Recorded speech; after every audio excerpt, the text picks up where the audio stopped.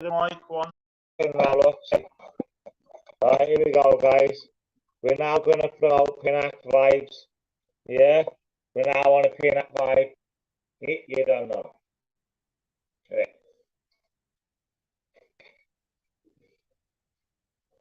Right, let's see.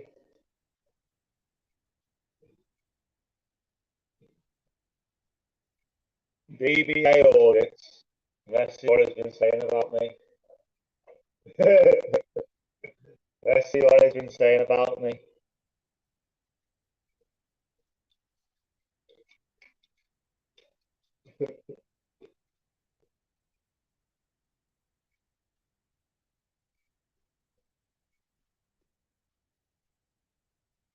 Right, here we go.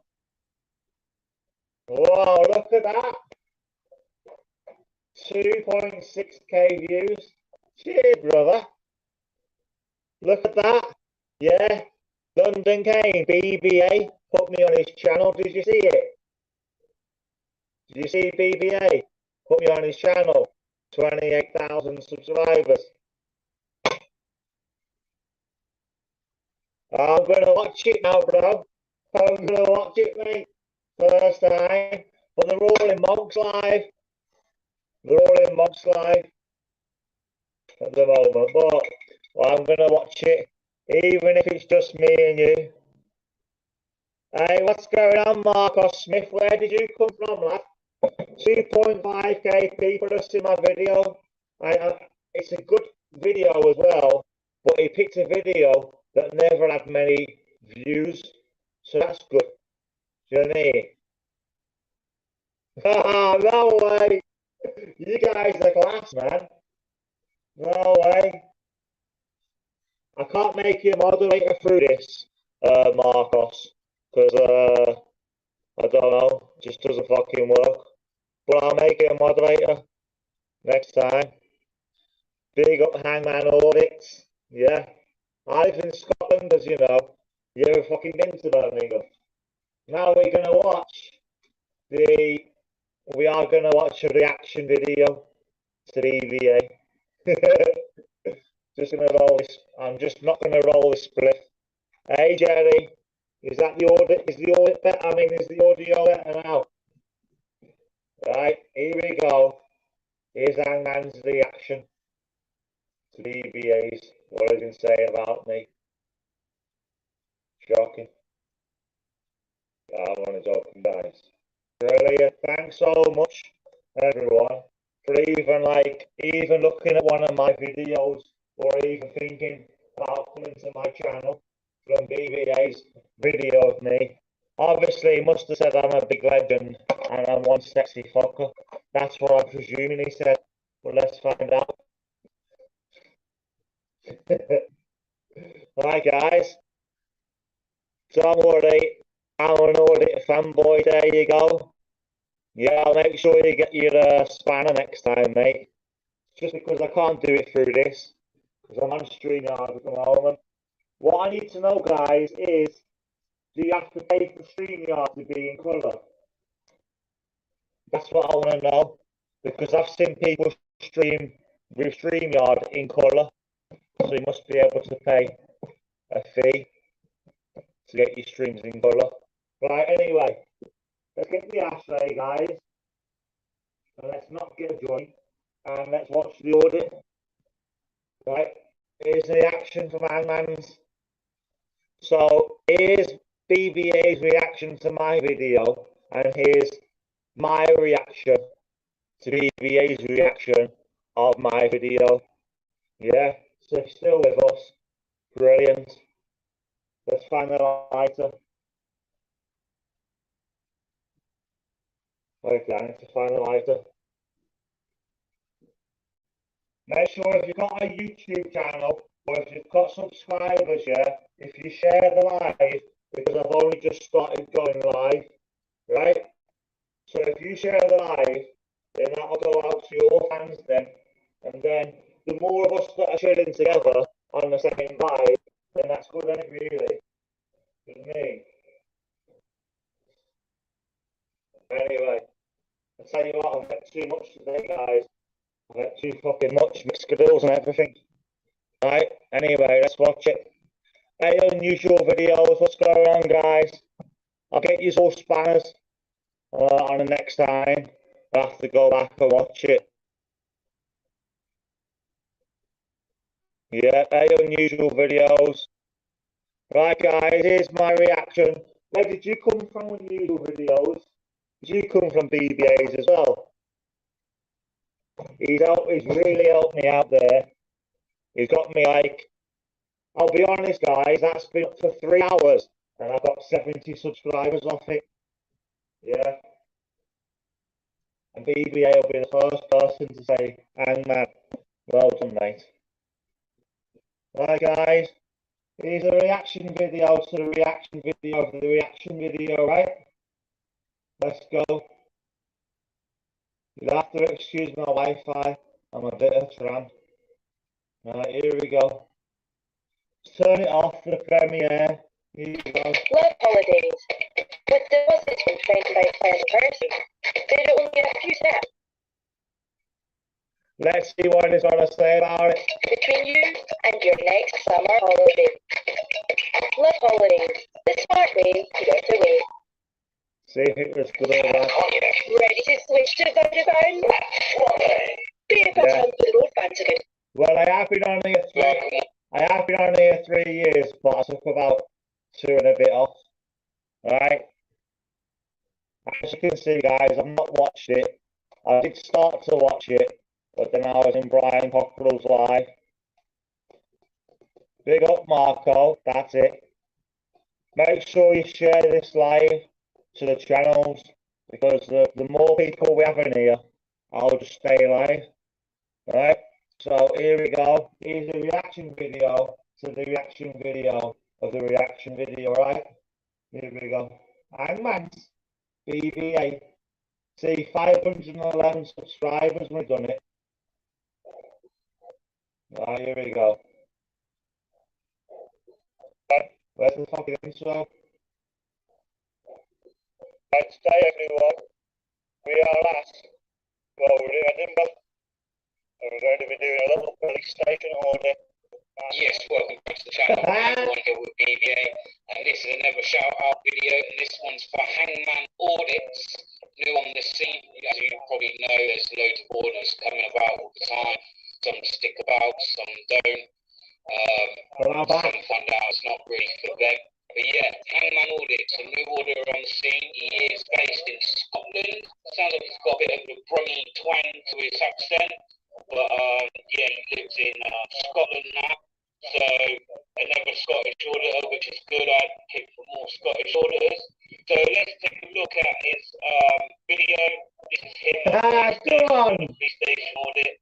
Thanks, guys. In the description. So yeah, legends. Give this guy a sub, tell him BBA sent you. Go and show the love and support. I've had loads of people come over and say BBA sent them. Shout outs and things like that were really important at the beginning, and getting your name out there and putting your content out. So I'm going to bring. I just want to say something to the 4 people, right? Do you know, guys, that Mr. Beast, who's #1 on YouTube, 8 years ago, asked somebody for a shout out? Mr. Beast himself, 8 years ago, he's #1 on YouTube now, and 8 years ago, he asked the #1 person on YouTube to shout him out. How crazy is that? So everybody needs a little hand up. Hangman Audits video now, and yeah, I'm just going to cut it straight to his interactions so we can see what he's like and what he's about. Here he's having a little walk around Edinburgh, but we're going to take you straight into when he turns up at the police station. Police Alba, police Scotland guys and stuff. Police Scotland, yeah. Got a nice little. I'm so buzzing, thanks guys. So, be careful. I'm 6. I'm going to go up here and have a little look. It was a strange one. It was like sort of a cul-de-sac police station. Right. That's CID station, that one. I presume that this station here actually links up with So let's just look at the next one, that is. Look, there's a little right hand there, guys. Look in there. Police summary. Make sure you share the quick light. little observation for someone who's quite new on the scene. He seems quite confident. Speaking on the camera. Yeah, because that place there is open, and I could have gone down there, but it does say police only. It doesn't say police vehicles only. It says police only altogether. Could have gone down there, but just a quick little observation for someone who's quite new on the scene. He seems quite confident. Speaking on the camera. Trying to bring you little bits of information in this video. You probably aren't seeing it in these bits that I've clipped, but in the original video and other videos that he's done prisons as well, he does try and bring you bits of useful information, interesting bits of information also. Thanks. There's an old police station. You're not going to go over there, look. Go through these. Now look, police only. So that means if you go past there, you know what I mean? Police only, but there is no gate, but there is a sign. Oh, this is brilliant. So, thanks, guys. Let's try and make a little bit of sign. Yeah. All right, mate. This is the rest of the police station. It's quite old. You go around to talk to us. Yeah. So here we go. We've got another police goon. Seems they're no different in Scotland. Nobody can. It just seems they do not get it. No. Where do they get these people from that they do not get it? Yeah. It's all about control, and then having to have that last word. It's just the same in Scotland. In fact, if not worse. In fact, does this guy have a body camera? So I know in Scotland they don't have to have a body camera. He's got a body cam holder, but it's not very old. Doesn't look like he has. It's got a phone. Phone that looks like it's acting as a camera, maybe. I did it anyways. My way. What's going on? Are you from EVA? Just a new reaction video. I was just filming a bit of the police station. It's quite old, isn't it? Looks like an old building. It's like, so already, yeah, I started acting thick, you know what I mean? So I act a little bit thick, and when the police officer comes up to me, I'm saying, are you coming out to speak to me? Yeah. I'm saying, oh, this is a nice police station, isn't it? Very old sandstone fucking bricks or just some bullshit, you know what I mean? And he's like, yeah, but I've come to talk to you about this. But you better start identifying yourself. Just from in Gayfield Square, and then it's called Gayfield Square. Police station. It's quite old, isn't it? Looks like an old building.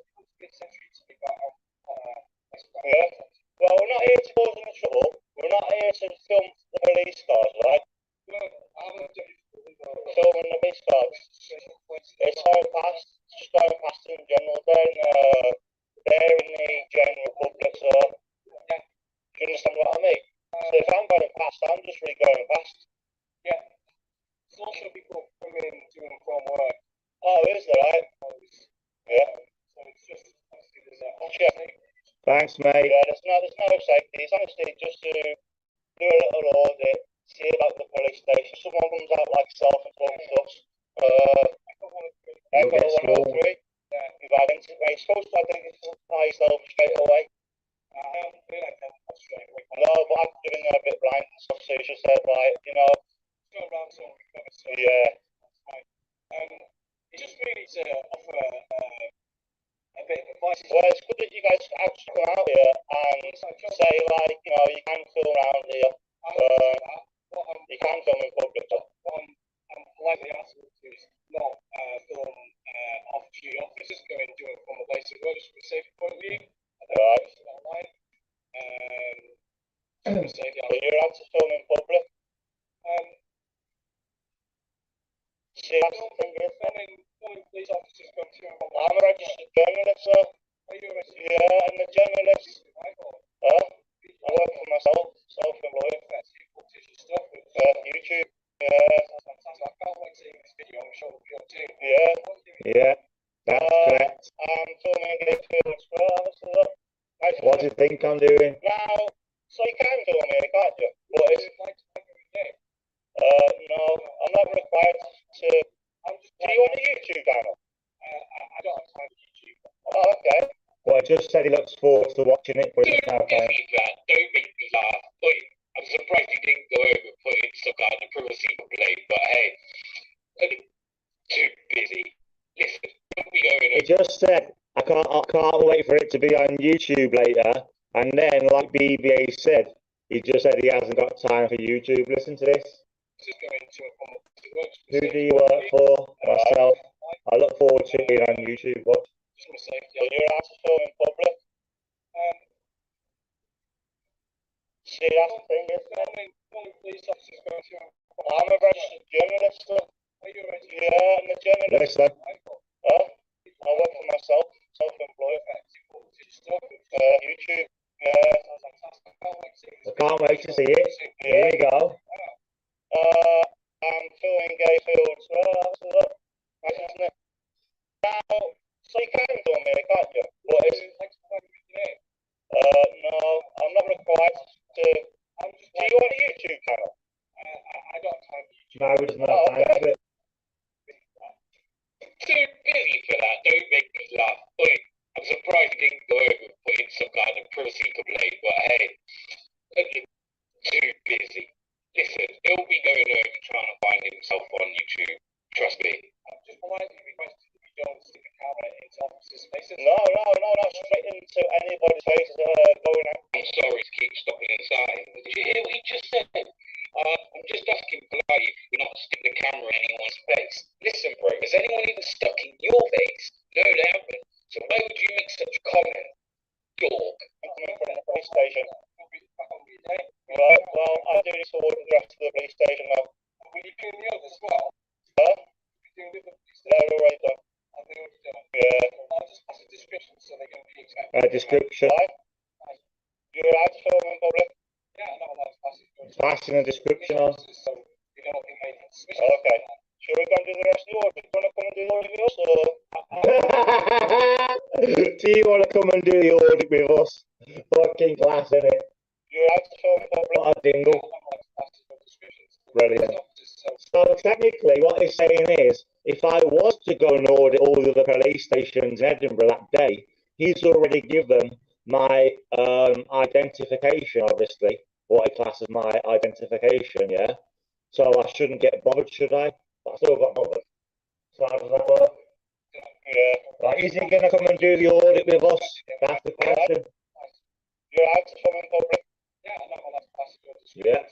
Here we go, my first collaboration coming up, guys. Should we go and do the rest of the audit? Do you want to come and do the audit also? I've asked all the questions that I need to ask. Okay. Can I answer any of your questions? I actually think Hangman Audits has dealt with this really well here. I really do think he's dealt with it well. Thanks, man. Even offered him to come and do the audit with him. So he's definitely got that confidence, and I think that's what's needed in audit. I can see Hangman really going out and making some kind of name for himself up there in Scotland audit. Big up Hangman Audit. BBA. I'm going to leave this one here and let the rest of the video play out. But big up yourselves. Thanks for watching. And again, do go and subscribe to Hangman Audits. It's his first, getting to that first 1,000 subscribers is the most important. And from there, he should just sail off and, and do his own thing and build his own following. But big up yourselves and thanks for watching. Wow. Right, first question is, thanks, man. Do they take prisoners at Gayfield Square Police Station, or is it just something else? I don't know that. You work in that bar, you must know there's prisoners. You wouldn't tell me? Why not? I can answer any more questions? No, not really. Well, I'm just coming filming and asking about, I don't know, how many questions do you, sir? Alright, enjoy your stuff. Hi guys, that's the police officer there from Gayfield Square. Walk of shame. I'll be adding that to my videos. Again, to watch the full video of this, do go over to this channel and subscribe and watch all videos. As I say, he has got some prison audits and stuff, and it all looks like, to me, it's all in Scotland. So do go over and give him a sub. Big up Hangman Audits. Big up everyone for watching. We are Big up BBA. Thanks, man. Oh, that's brilliant. Ain't that brilliant? Ain't that bloody brilliant? Thanks, man. Last time, guy. BVA audits, guys. Hangman's on there. Look at that. I've made it. I've made it. I might as well close down my channel now because it doesn't get any much better than this, does it? Right, let's watch BVAs. I'll give you a reaction to BVAs. Right, here we go. Let's try and find a really good one. Right, let's try and find a really good load. Stocks and questions outside a Premier League football club. I've seen that one. Right, let's go watch this one then. Police enforce a breach of a GDPR by hotel security. Yeah, any brilliant helping me. Make sure you share this live to your channels, guys. Yeah, let's do reaction to BVAs now. See what's going on. The rising scourge of ransomware is keeping fucking adverts on his channel. Welcome back to the channel. Another one here with BVA. And everyone's left now. All the anti-protesters that were on that side. Alright, so there was protesters there. They all disappeared and left. So I thought we'd just come down and check out the hotel. Thanks Still got everyone. a lot of stuff. Make sure you share the live. Security. Check it out.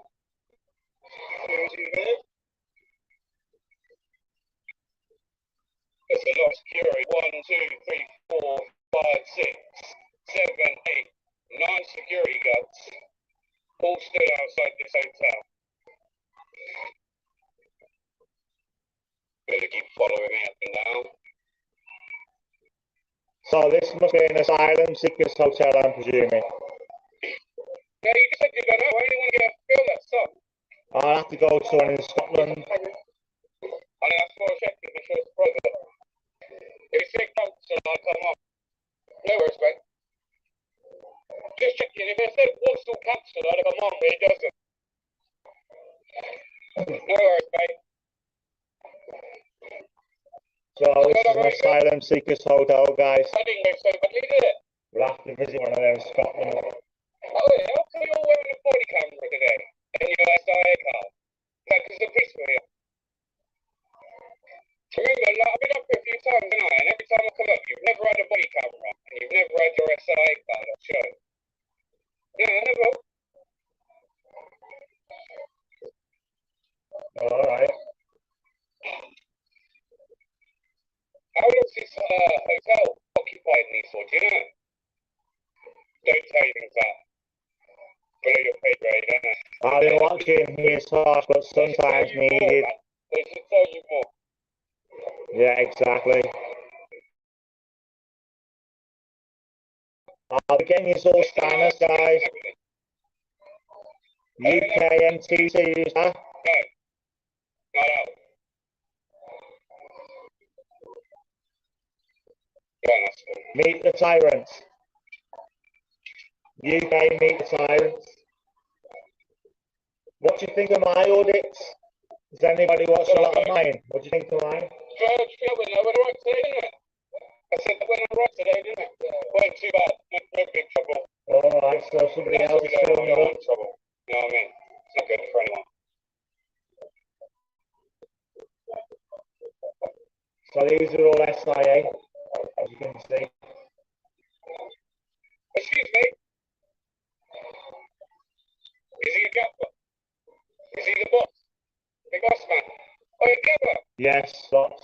Gifter? An island.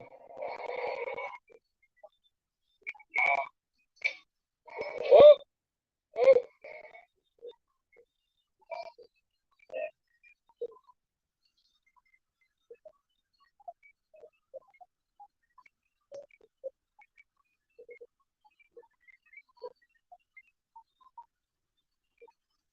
Yeah. It's like I done an army base, didn't I? But I didn't really enjoy it. I felt like a bit of a dick there, to be honest. But this is a hotel, isn't it? So, which is housing immigrants. So he's just going to have a look, really, there, isn't he? Going to have a look and see. Obviously, you know, before it housed immigrants, I presume you could have gone there, filmed the building, would have been fine, no security. Maybe a member of the staff said that you're filming the building, not a problem. But now it's housing, obviously, migrants. Yeah, there's fucking 30 SIA people out there fucking protesting police. So obviously, if you was a freelance journalist, you surely want to go and have a look at that before and after. Do you know what I mean? So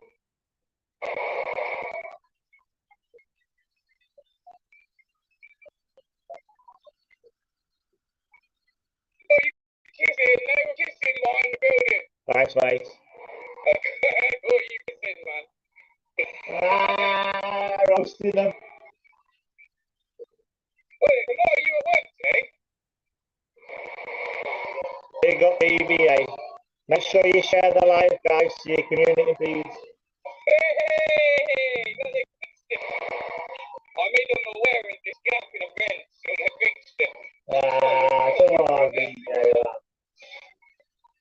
You guys fixed the fence. Well done, man, you fixed the fence. So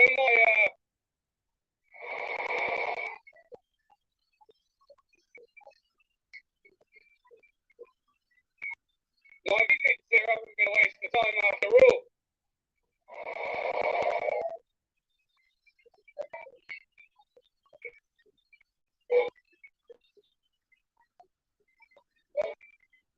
Hey, boss, Pepper. Promoting and auditing, Pinac. Photography is not a crime. Make sure you share the live, like the live.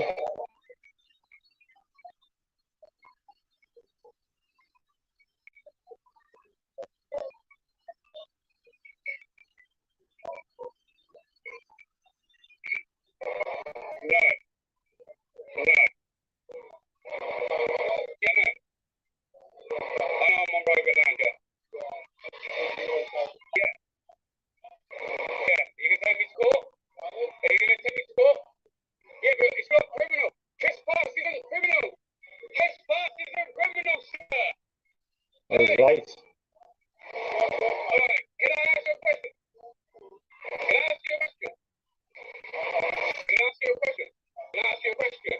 Can I ask you a question? No. You're going to go look next, yeah? Ain't going to work too well, mate. It never does. Promoting the Pinac, guys. Make sure you share the live. It's the most important thing you can do, share the live. You don't need to put a mask on.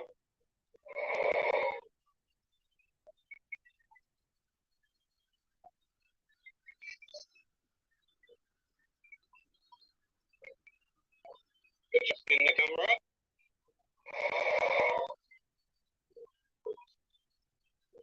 So where can I go get a copy of that video?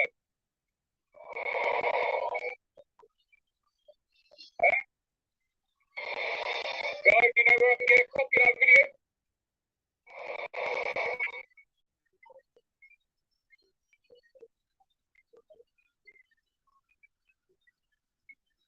Yeah, I don't mind cameras, by the way. Camera's good. If you say something didn't happen when, you know, or say something happened when it didn't. No, you go, Andy. BBA is live. Send you over. So you guys not suck over Ryan. Ryan.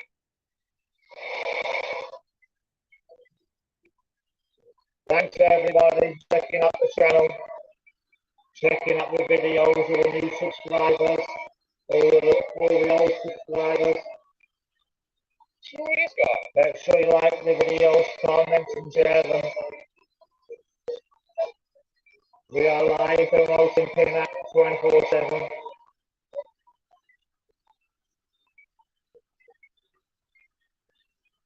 No, they haven't got the bollocks to stand there that day. Reaction videos to Pinac. Yeah. Sold that country out.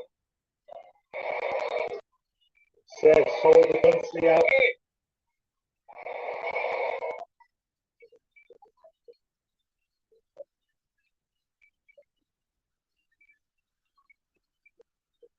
He's happy, man. He smiles. Smile good, man. I need to get up to 3,000 watch hours, guys. So if you can share the live, that'd be great. I'm on 790. I'm on 800 watch hours nearly. What's that? And we need to get to 3,000. Because you can get super chats and you can get people joining your channel now as members from 500 subscribers instead of 1,000. How about that? Tell me what to do. What are you doing with this? Yeah, you can members board and that. Can I step back? Okay? Can I step back? Hangman's already got merch. No, I'm only joking. How come you're wearing a camera today? Is it because the police were here? Yeah, where can you get a None of copy you for guys that? were wearing SIA cards, and none of you were wearing body-worn cameras before. And now you all are. Makes me think it's just the police were here. So you're meant to wear them all the time, that tells me. Yeah.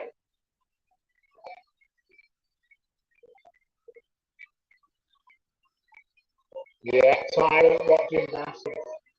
Yeah, let's go. I'm going to go speak to these boys, yeah? Is that alright?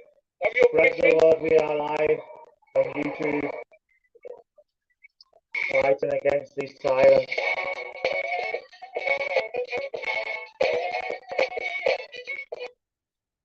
Yeah, there's one thing I know, watch the big live stream. Let's go. I've even got me on theme tune. You want to see me on theme tune quickly, yeah? I'll show you. Yeah? There's one thing I know how to do. It's live stream. How about that? What's this?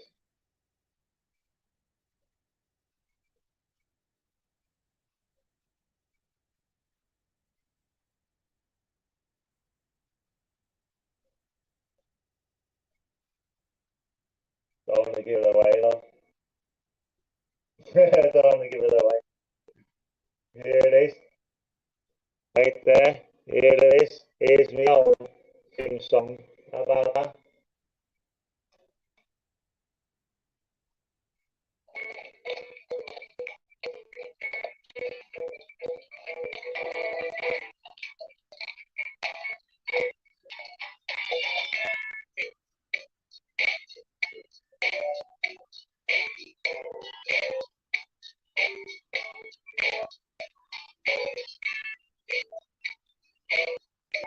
Like that.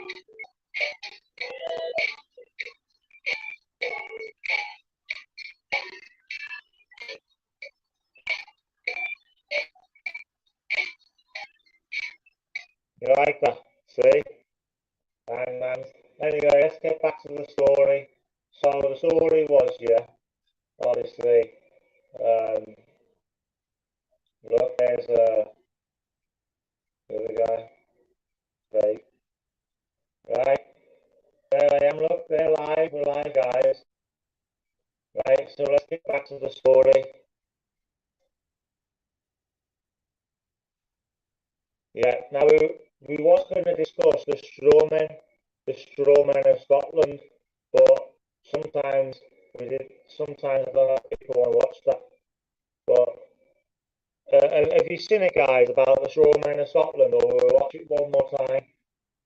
Because I know we have a lot of different people in here, so we'll watch it once more. Right?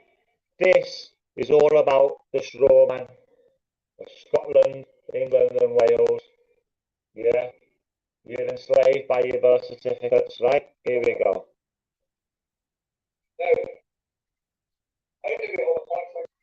Oh, okay, that's conflict of interests. You're in the Midlands, that's where I'm from.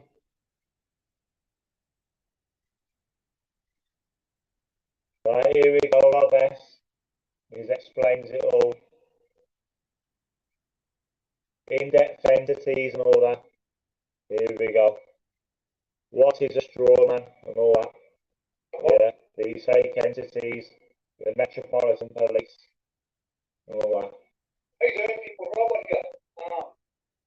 In the last 7 to 10 days, I've had people contacting me on Messenger, private messages, WhatsApp, TikTok, and private messages. He's took the government to court, And the reason for this is there's people being direct, although unacknowledged claim. myself, a YouTube channel, and everyone else, because of the information I'm putting out there. The truth, and it can be verified. So I'm quite happy with that.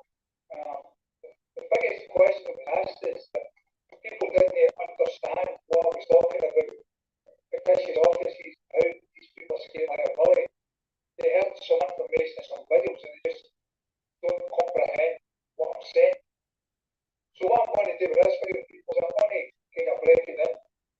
Well, these people that just recently got contact with me, and I'd like to thank them for doing that. And also express it for the people out there that watch the channel, watch Facebook, TikTok, to refresh their mind, and get this right. Yeah, this is how you open your eyes, people. This will open your eyes to what's going on. What's happening? As I said, people, previous videos, we have a legal system, a legal society, running parallel. Now, the legal system is for the legal person, the incorporated person from the birth certificate, and that can be verified. As I said, That's why when you get arrested, it's always in capital letters. you have entity ID and still capital name. Your entity ID on your birth certificate. That's where the work activity starts. Now, lawful is for the living man, living woman that's not recognised by this system. They cannot recognise a man or a woman because unless it carried the bag in the system, we can hold that ticket cards, and that's a fact. Now, let me start with. Like it's never your car that's stolen, it's always a vehicle that's stolen. Ever Sheriff Court, Glasgow Sheriff Court, Oh, thanks, Bobby. This is all about entities Police Scotland, being a free man of the land. NHS Scotland, How you're enslaved by your birth certificate. Fake entities such as the NHS, Police Scotland, the Metropolitan Police, the City of London Council, and Scotland Council or whatever, yeah. Now, we're all enslaved by our birth certificates. That's why it's always a person that goes missing, never a man or a woman. Whenever you get arrested, it's in capital letters. That's your entity, which you are enslaved by your birth certificate. Do you know what I mean? You have to go to the birth certificate registry and deaths and births and go and register yourself as a legal person. As a legal person, then you can verify this. You can't owe a debt to a council. No one knows that. Some examples of fictitious names, fictitious corporate names is used to escape liability. Make sure you share the live, guys. Tell everyone we're live promoting PNAC. Police officer, police constable, sheriff. Yeah, this is brilliant. This is Doctor, Mudslinger. sergeant, Where are you from, Mudslinger? parking attendant, Have you got a spanner next to your name, bro? Mudslinger, I think you haven't you? children's panel members, Yep, children's panel members. chairperson, spokesperson. Some examples of fictitious offices that's used to escape liability. Now, sometimes you'll hear when an individual goes missing, they never mention it's a boy, girl, a man, or a woman. They always say person, the missing person. And that's why I keep trying to reinforce this word person to get out there, because it's something that it's a mask, a persona that's used to Just try to do some live streaming, promoting PNAC, promoting the free man of the land straw, and trying to wrap up some YouTube hours. Let's go. Oh, less than nice. fraud, deception, personal identity theft. Well, let's look at your council's fake entity. Let's know what we call a spokesperson. Have you ever sat down with somebody called Leicester Council? Huh? Mudslinger? Have you ever sat down with somebody called Leicester Council and signed an agreement for you to pay council tax? No, you haven't, because there's no such person called Leicester Council. You cannot owe a debt to a firm unless you've signed a legally binding contract, which you have not. Council tax is fraud, people. Council tax is fraud. There is no manner what we call Scotland. There is no manner what we call fire services. Yeah. There is no manner what we call NHS Scotland. There is no manner what we call Glasgow City Council, Edinburgh Council, Brigadier Fiscal Services, Crown Office, etc., etc. Make sure you share the live, guys. Hit the like button. This is how the system manipulated. It's a very clever system with very clever individual people. Just follow that, not Gorilla Glue. And this That's system not Gorilla Glue. before I was even created by my mother and my mum. And what's happened is because they've got away with that so long, they think they can keep doing what they're doing. But once people comprehend and understand what's going on and change the way of thinking, mentality of thinking, then the change will happen. It happens from there. Make sure you tell everyone we're live, guys. Three examples of criminals. Scott Cole, Walker Love, Sterling and Bar. Now, Yeah, I've just had a letter back. Yours £3,000 council tax. I ain't never paid council tax in 10 years in Scotland. Apparently. Man, woman, charity, liable for fraud. They commit fraud, stealing your equity, this person, their life, people, and that's about it. And people have to understand this. Now, when a man or woman is taken to court for like council tax arrears, right? In the 1992 Finance Act tells the person or person liable, tenant, owner, etc., etc. When you get a lawyer, you take to court or a lawyer liar, or a prostitute solicitor. Yeah. What happens is they use a couple of examples of the Glasgow City Council against Robert Swirl. Scottish Water Businessman against Robert Swirl. Yeah, and it'll all be in capitals. Fake entity. Yeah, I know what you're saying, Slinger. When the man or woman is taken to court, the understanding that they're getting there by capacity, when they're actually getting there as a incorporated corporation. When you get a just certificate from Walker or Scotland Court, Scotland Bar, it starts off to tell you that somebody wants council tax arrears, and you'll see that the sale captain's name and title, Mr. and Mrs. Right? And then when the just certificate comes, sometimes you still get no capital name, but most times you get it, like for instance, Robert Squirrel, capital R, Robert, lowercase letters for the rest of the name, capital S for Squirrel, lowercase for the rest of the name. It's manipulation, mind games, and word trickery, legally being used here. When you use the all capital name, it's dog land. Right? That is called captain's diminution. It diminishes the man or woman's capacity and status as a man or woman to a corporation. Yeah, and if you understand all this, guys, you'll be bang on. When you use corporate names, corporate services, yeah. Like they send a letter saying on behalf of what? Okay, fine. Fictitious entities And that's a fact. to pay money off your such as councils. British Gas Energy Team. There is no man or what we call British Gas Energy Team. I hope these people get upset here. Everything I say here, I have to verify by Western people.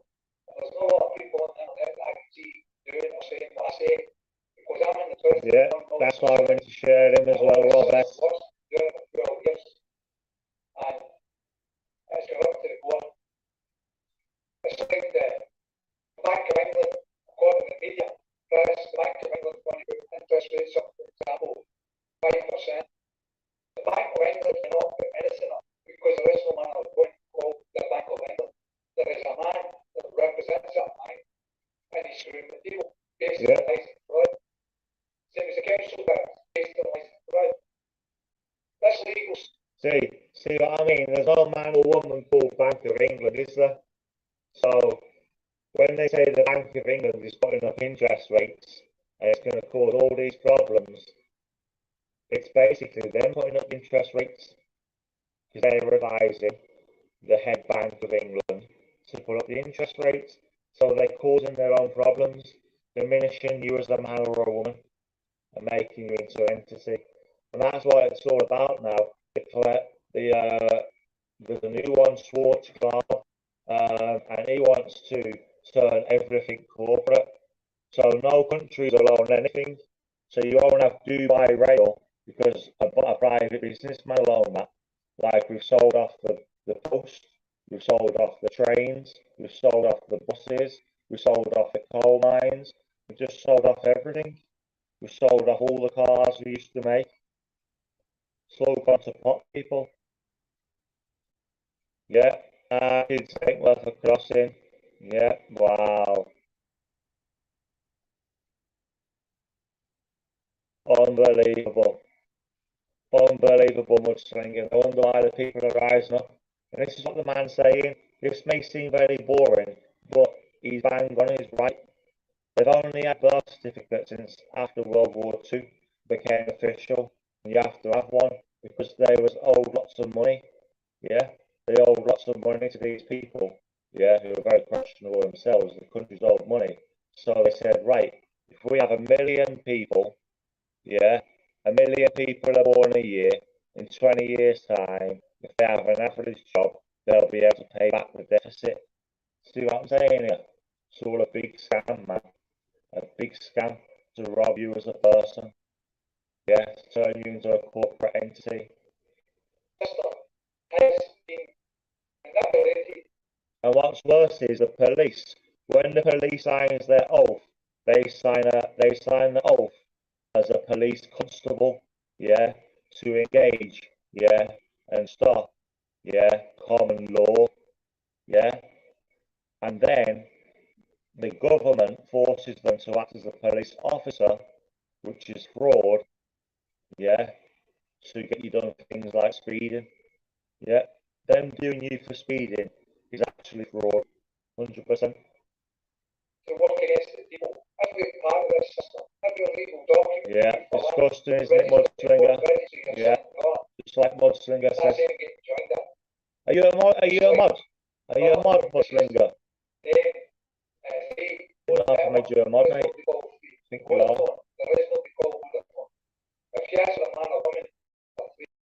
Share the live, guys. We're down to one viewer. Let's go.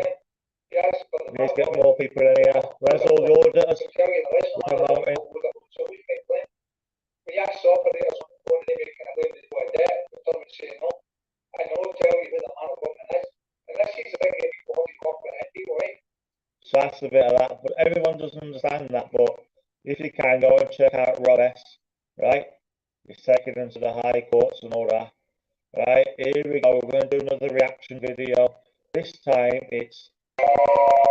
Whoa. Let's turn that down a bit, guys. Let's turn that down. Yeah. We may only have 2 people in here now, but trust me, I'm going to build this live stream. There's something I know how to do. It's live stream. Trust me. Right? Here we go. So the next reaction video, guys, says, this officer's a twat. He man bun and man. So we've got a bald guy and a man bun. And it's a video by Nobody Poor Audits. Yeah? So let's go and see. What is this all about? So this is Nobody Poor Audits. Go and check him out. And let's go and see if he's got a good video.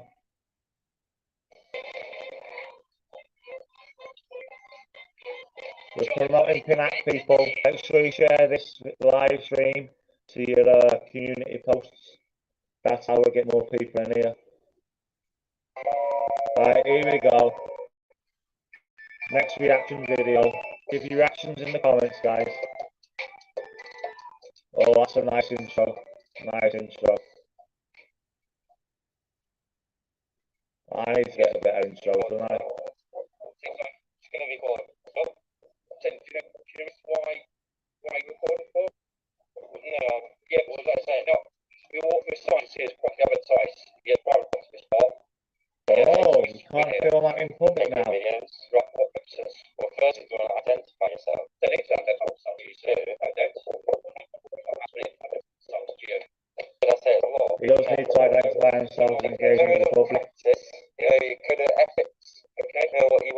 college videos as well. It says that you have to identify yourself to a member of the public when they ask you. Oh, yes, I just asked you to identify yourself. So when you are, I'm PC already. Yeah, so you remember? 1566. That's shocking. It's like he's had to remind him. Let's show share the live, guys. Tell everyone we're live. Yeah, and I was sure it's private property, isn't it? I want you to find a private property. I don't idiot. I'm an idiot. Oh, so now the police officer's called a member of the public an idiot. What are you? Are you a PC? Yes. Sergeant inspecting? Because we're about to say you definitely won't be one of them. Okay, right. That's true. There we go. That's Jerry's favourite. Calling me an idiot. Proper OG auditor. Go and check him out, guys. We need to somehow, guys. We need to get out there, don't we? Jerry, don't worry. I'll get you as a moderator. Yeah. We need to work together to get Hangman's live stream out there. This is the market I can take. Do you know what I mean? I'll still be doing my audits. I'm going to do all the prisons in Scotland. We've got 3 new ones opening. We've got a new Barlinnie. Yeah. We've got 2 new sites to go to where they're building prisons. Now, if you go and check out a construction site of a prison, Corton Vale, they built HMP Stirling next door. And then when I went there, they was putting in the door. They was putting the new door, what they let the van in with. How about that? So go and check that out. But I can be promoting. Do you know what I mean? Once we get the live stream popping, 100 people in here, I'll be the main person promoting it. Nobody poor audits. Mudslinger, have you got him favoured? There, Mudslinger, go and check him out, mate. So what's happening? Looks good. What, me recording the program now?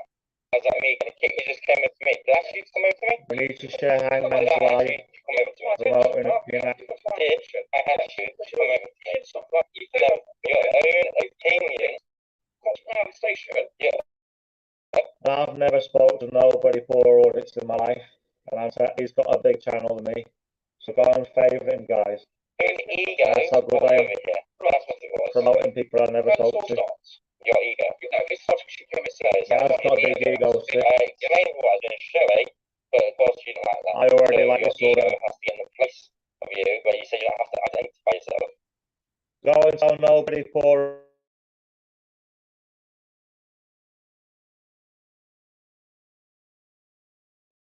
So, strange cats around you. Very strange. Oh, that's the censoring your words. Mudslinger, I'll be doing podcasts. Hangman podcast. The orders. That's right here. Is that calling me an idiot? Yeah, I'm from Birmingham, but I live in Scotland. Don't worry, it's not for no dodgy reason. I just met a woman and stayed up here. And you ever been to Birmingham? Fucking hell. Anyway, Hangman won't let you down. Someone go and tell nobody poor audits. Hangman that's never let you. You're sitting there promoting your video. Like, huh? I'll tell you what I'm talking. I'll audit the auditors. See, that's what I should do. I should, just like BBA said, I'm good at talking on the camera and that. You know, I have to calm down a bit, but yeah. So what I'll do is I'll sit on this side as an auditor, and I'll meet up with the other auditors, and I'll podcast them.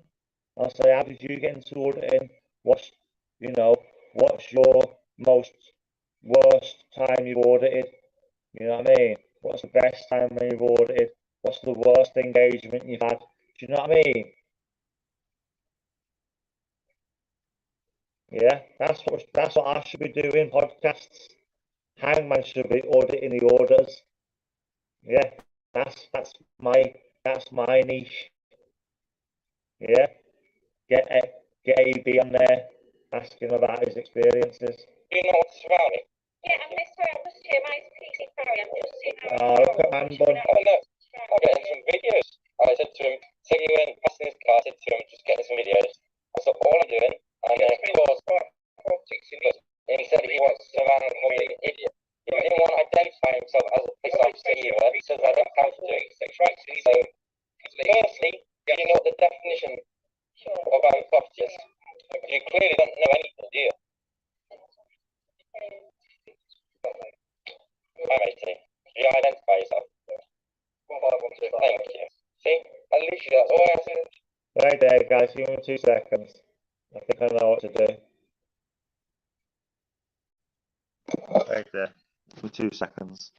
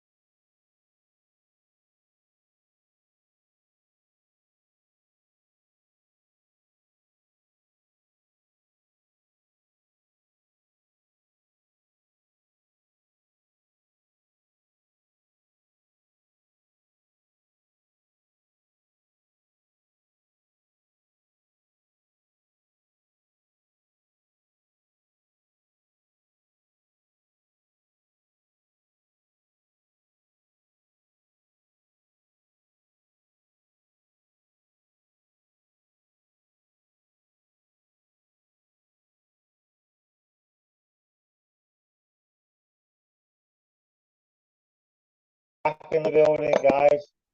I'm back. Did that work there? Did that work there for anyone? And he didn't want to do that. He just wanted to call me an idiot. No, literally. I don't know if it works. Got a nice low shot of the I was trying to add moderators. Did it work for anyone? I think it was called that. And he was coming over and call me an idiot. And not Nobody called it, so I'm checking out. That's what you are. You're a twat. You're a twat. What, section 5? Yeah, some guy called Ernest. Where's the members of public, mate? Do you not know the law? Do you not know the law? A member of public that is likely to be harassed, alarmed, or distressed. Right, by the words. A police officer, you can't be harassed, alarmed, or distressed. You clearly don't know the law. You don't want to identify yourself. You call members of Oh, okay, I've just learned something new there. I've never before. Well, yeah, I know the law. Yeah, clearly don't. You are you don't know the law. Yes, you are. Police officer can't be alarmed or distressed. Ego and not identify yourself. And act like an idiot. You're the one that's coming out here. Behaviour, literally. He came over to me. Come out and hear that, guys. I said, I'm just getting Like the live. of the Vic coming out. Share the live. Yeah. It's not a section 5 either, is it? Muslim girl. That way, if you watch on You're already a moderator, aren't you? any personal post. Right, so it's getting a lot of attention now, isn't it? But they also like Well, wanted attention, they're bothering him. But straight away, he wants to come out, be rude, you identify yourself, straight away, Yeah. Look at them trying to circle him. No, I appreciate that. He comes out saying that after straight away, he says, what are you doing? I said to him, I'm just taking some videos. And he says, well, you're not allowed to do that. He says it's against the law. And then that's just before I started. I said, I'm going to start recording. I asked him to identify himself. He said, I don't have to identify myself. He says, what law do I have to identify myself? I said, it's not against the law. I said, it's not a law that you have to. He said, it's policy, code ethics. And he's like, no, it's not part of that. And then he finally identified himself, and then he calls me an idiot because I asked him to identify himself. Do you know what I mean? Is there a sergeant or anyone I can speak to about making a complaint about that officer? Because that I've got his deeds when he finally identified him. There you go. That's brilliant. So go and check him out. Right, here's one I want to show you now. It's not an original video of mine, but this one's a classic, right? So, right, this one here is brilliant. This guy gets de-arrested. So they arrest the guy for running, yeah, in the scenery, yeah. He wasn't running beforehand, yeah, but he does get de-arrested. Because just because a police car runs past you, don't mean you can't just suddenly take up a fitness hobby in running. You get me? This is a viral video, yeah? This is a viral video that I shared to my channel, yeah? This one is brilliant. If you've not seen it, go and check it out on my channel. Absolutely fucking classic. Now, this is before auditing. So my man knew all the laws. He was auditing before the auditors was even about, yeah? And they're trying to arrest him for a search. They search him, he's got nothing, and he gets de-arrested, yeah? Watch this. Watch this, mudslinger. It's 9 minutes, bro, but I swear to God, it is 9 minutes of absolute fucking brilliant. The guy trolls them as well. Does a bit of roasting like me, yeah? Have you got anything in your pocket that can cause me alarm or distress? Yeah, you. I got you in my pocket. You're touching my dick. Got a 9-incher. Watch this. Watch. Class now, this is. He's a legend. This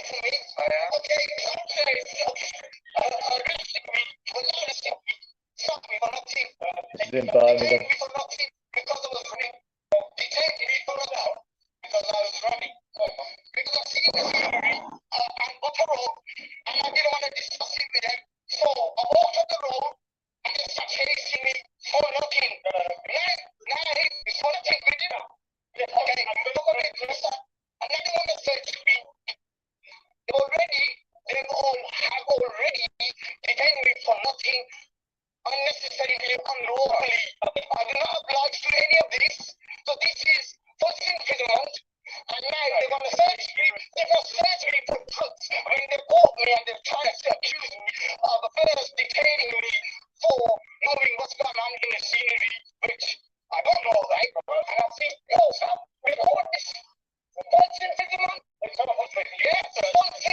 It is.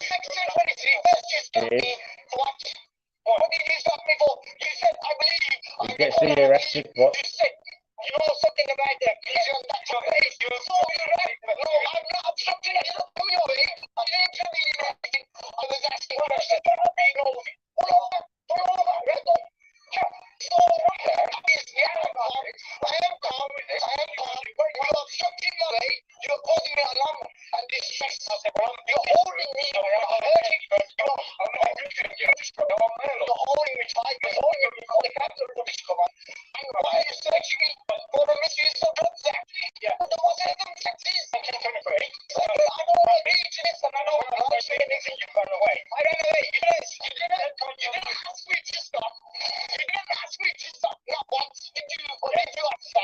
You sing this one?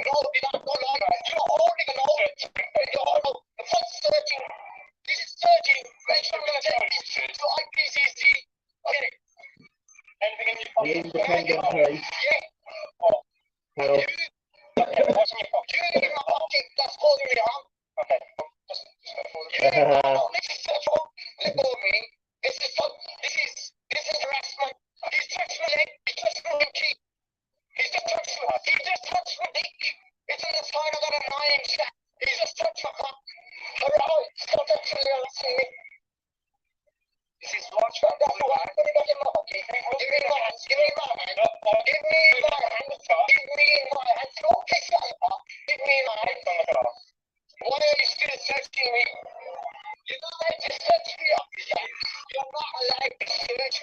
Yeah, no sex, no actions.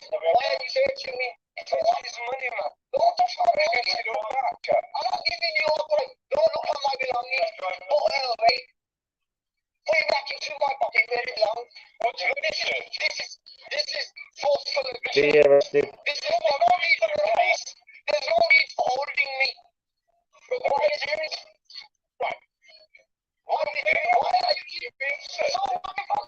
Yeah, they're in England though. They're in England. The ones in Scotland. I've been in touch with HMK. Watch this, de-arrested.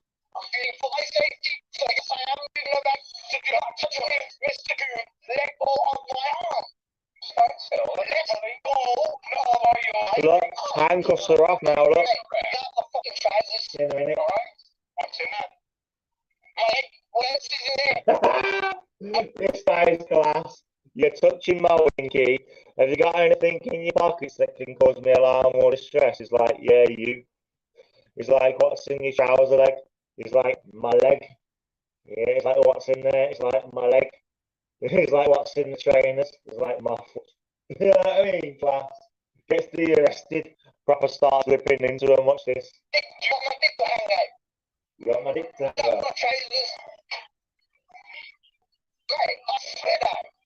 Why today? I am gonna make sure that you lot have the worstest earache. You probably get suspected for this. I'm telling you, both. Yeah, I'm calm, wave your arms. I'm calm. You're holding on. You're right. I'm being cops. You're still holding me, correct? Because you were not to hold Watch me. this. Do you arrest me now? Do you arrest me now?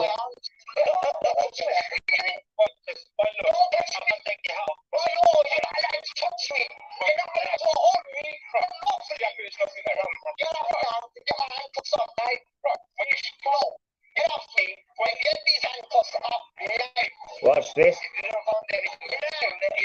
Watch this. Watch this. Watch this. No sections and no acts. Okay, or probably the chief superintendent. How does that sound to you, Mr. 319? Watch this. Huh? How does that sound to you? I don't want to know. Get it up. Wait, get it up, yeah. And you, give me a name and you're up for that. Start tapping the car like that. Start going like that. You, name, badge number. Firstly, you didn't ask me your name when you detained me, so you done unlawfully harassment, alarm, and distress, and cause me Imagine to if be he- afraid of the police, and not to oblige to say anything. Imagine if he was doing TNF audits. Don't walk away from me. If you're a public servant, now get here. Okay.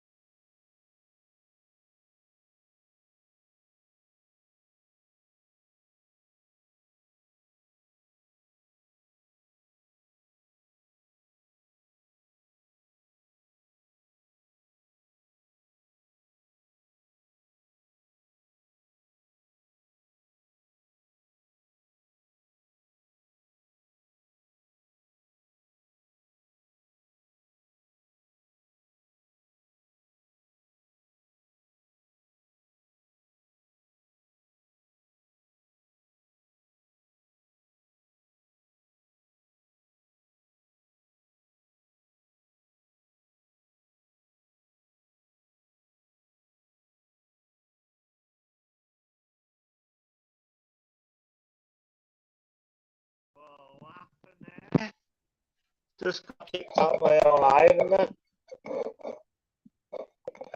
We're back. We're back. We're back, or? Told you. Hello. Hello.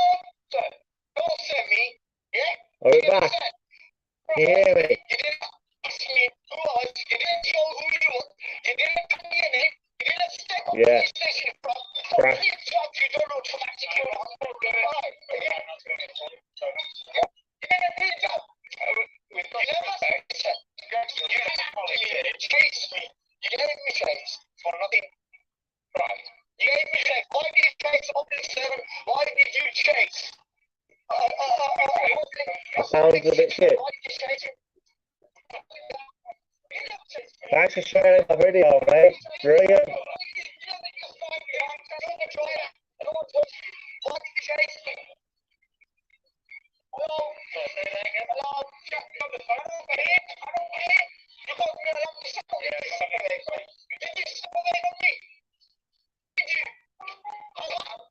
Is the sound still shit?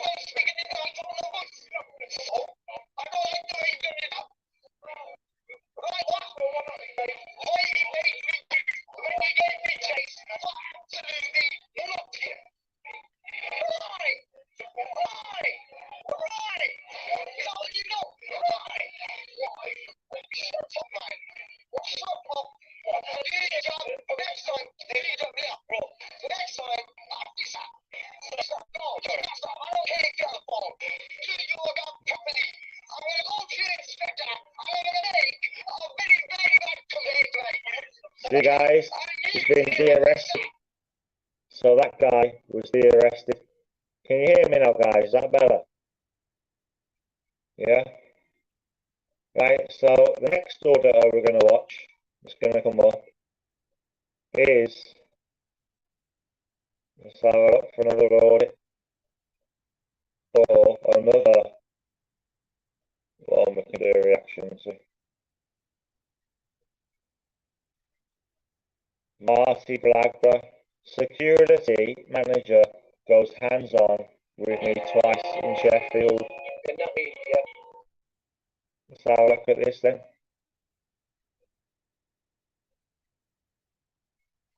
Love holidays. Last minute getaway. There's no time like now. Your holiday wish list. All taken care of. This is a guy called Marty Blagba. Go and check him out, yeah. Listen. I had a dream, something no one else could see.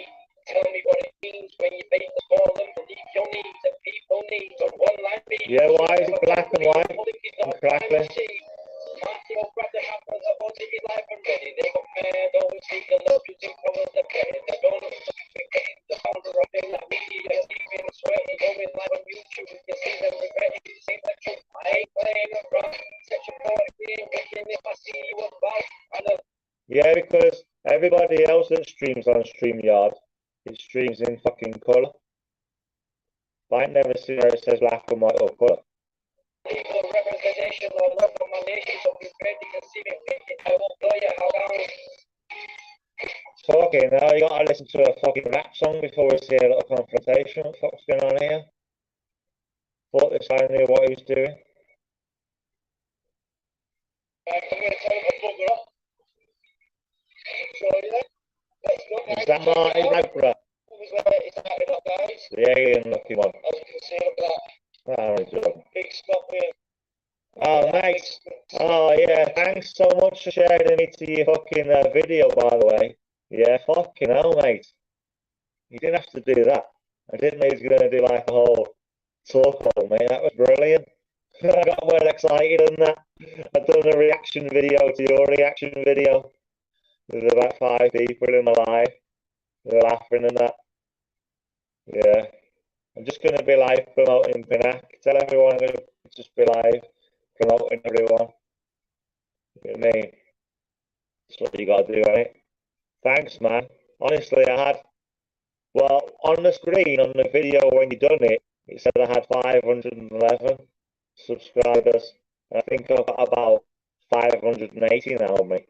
So I can't thank you enough, mate. I had loads of people coming over saying, "Oh, BBA sent me over," and that. I was like, "No way." Yeah, I was dead chuffed, mate. Thanks, man.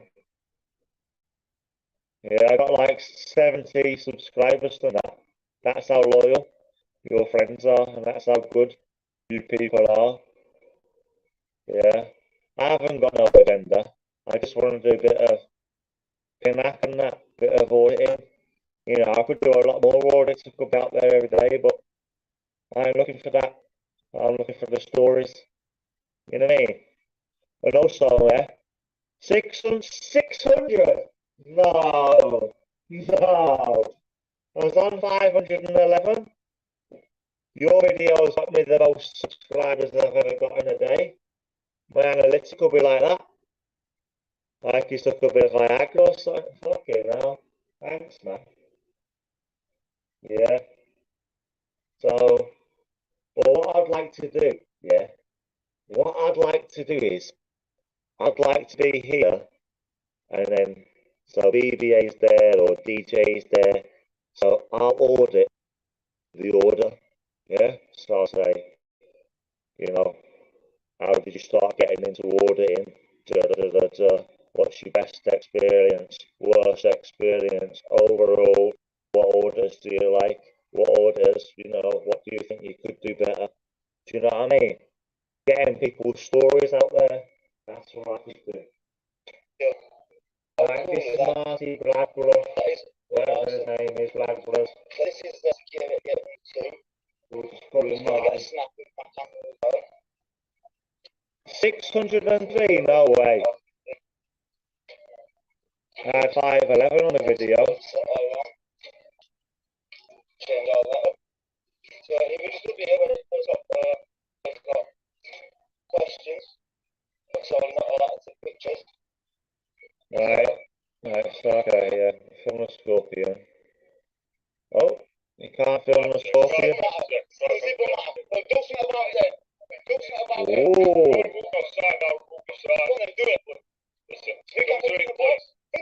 Yeah, so go and check out Marty and that, yeah. So, right, so that's Marty done. Right, DJ audits, winding people up, right? We're gonna have a look. There we are, look at that, number one on top. See that? See that number one? So I've been watching.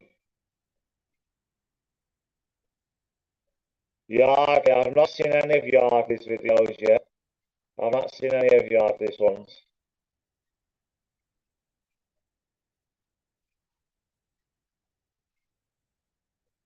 Let's see how Bear Britain audits deals with you're not flying a drone over our site, because the only ones I've seen fly drones is DJ audits. So let's watch BBA try and fly a drone with these three hard men here, these three gangsters, yeah?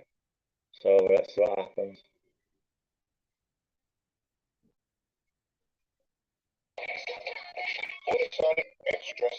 So you just take wankers that put fucking adverts on the channel. There's another one here.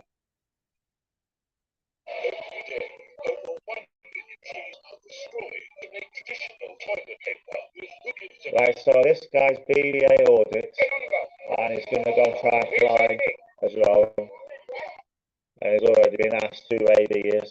Now, I don't know if that's where the row started, because he thought BBA was AD, but I don't know. Either way, you can film in public. Who's AD? I wasn't filming you, boss, mate. I wasn't filming you. Jesus. I'm sure you will, buddy. Is that a threat that you just made on camera there? Is that a threat on camera? Good. Good, buddy. Look at that. Absolute joke. Yeah, you're on there, mate. What's going to be up? We're going to put the drone over. Is that alright? Should I stick the drone? What? So I'm going to put a drone up?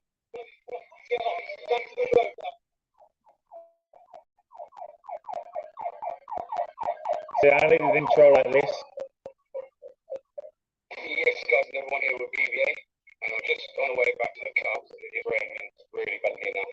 And we're Adian, a company called Adian. Make sure you like, share, and subscribe live, guys.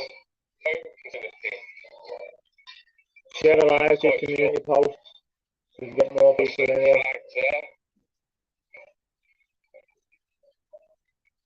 Adian, yeah. Promoting Pinnack and getting high. I mean, not getting high. Yeah. Let's go. I'm just making the public very interested in things now. Could know what? It's okay, just say more. Oh, this is DJ Audits and BBA, isn't it? What's going on here?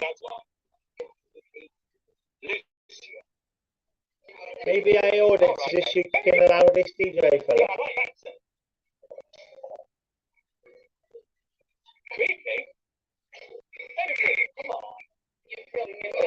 Right, so apparently this is BBA and DJ Audits. There you go. I never knew that. Let's make a little video just letting you know tonight, alright? I'll be outside you now. Let's make a video stood outside here. That's why I'm asking if we can come in. You filming me? You do?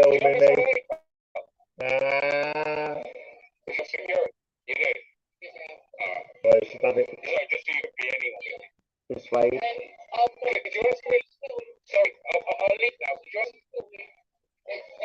He's filming. Could you ask me if I could put a drone up? We're filming in the lighthouse. The bottom of I was the just post. about to leave, but could you ask boss if I could put a drone up? Would he be alright with that? Or she? Make sure you like live, guys, share it. No, That's how we get more people in here supporting here. We need to back up their watch hours. You can get channel members now from 500 subscribers. Now here I can't. I would if I went in there. You need to bring 3,000 watch hours. You film CCTV. Well, yeah, you've got glass. You've got a glass window. It's a glass window. Yeah, well, that's, It's not put it here.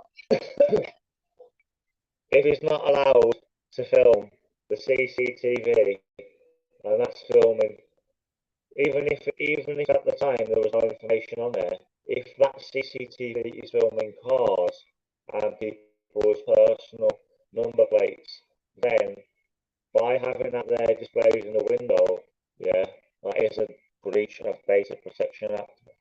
Of course it is. And she's got the cheek to have a go at DJ and BBA for looking at something they should be able to see in the first place, really. Oh my god. And they put it right there I'm worried in about our window. looking at that, a glass window. Data protection breach, isn't it? But anyway, I only wanted to, because we can't get onto this site. You see, it's got all fences across it, so we can't really get on. You've got to wake up early to catch So I Hangman. was thinking maybe if we put a drone up, we might be able to see if they've got any bays at the back or what have they got here. But I'm going to ask this gentleman here when he comes if we can just put the drone up, and I'll be on my way again. I'm only asking today. It is raining, so a lot of these videos that I've been doing over the last couple of days. Yeah, silly I'm person. asking if it's right to put the drone just see what their response is. I can't put it up because of the weather, but just asking. Oh, I do. Pardon? Robert, Who are you? yeah, it's private property. I'm a member of the public. Casey wasn't willing to help me. Can I put your stick drone up above here? Make sure you like the live, guys, and share it and all that. Get more people Yeah, in no, here. I won't be on site. I'll stand over there with the control. That is. What? I need permission to film this. Where do I get the permission from? And they also need permission to film it. Not if you walk up to me. tend to obviously. That's the same thing with the mission. Yeah. Don't be taking a picture of it. You just spoke about GDPR. Now you're going to get a picture of what. It doesn't matter. I'm just asking a simple question. Would it be okay today? So now he's going to film his car. I'm taking an interest in the company today. You think people that are out filming are bothered if you film them or not? Sites are able to get a little bit more access around the site. Obviously, we can't hear today. So I'm just saying, I'm going to respect what this lady said. She's asked if I can move. I did want to just ask if she had a SA card and stuff like she has said she's security. It's fine, let her show me, my love, you actually don't have to. It should really be on display. Yeah, it should really be on display, but it should be on display. It should. Very important. If you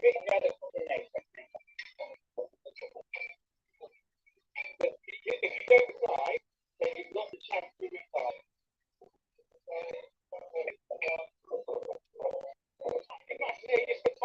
Let's have a little discussion here.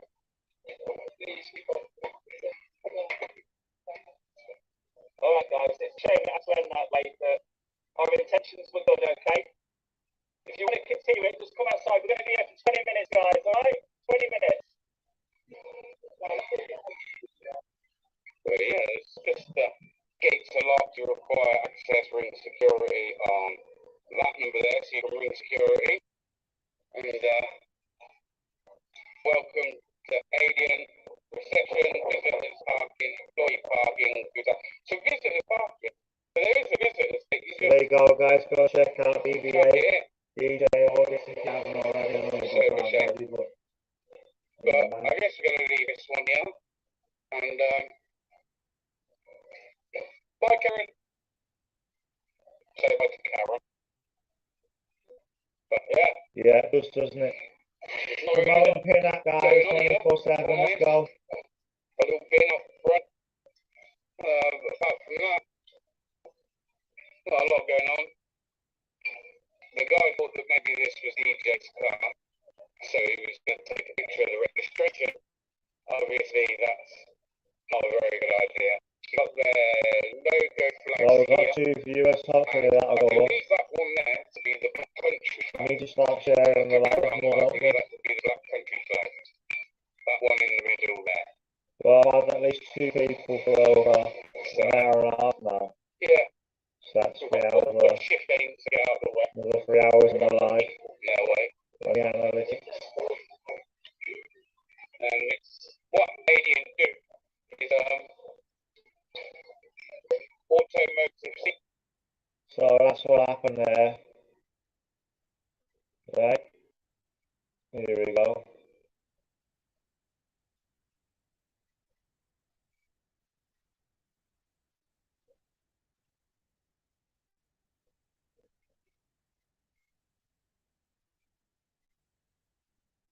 Right, next video is from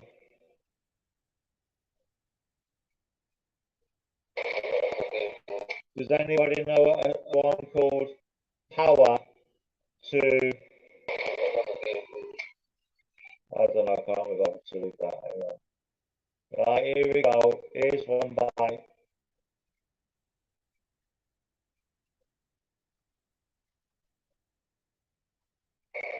Hello guys.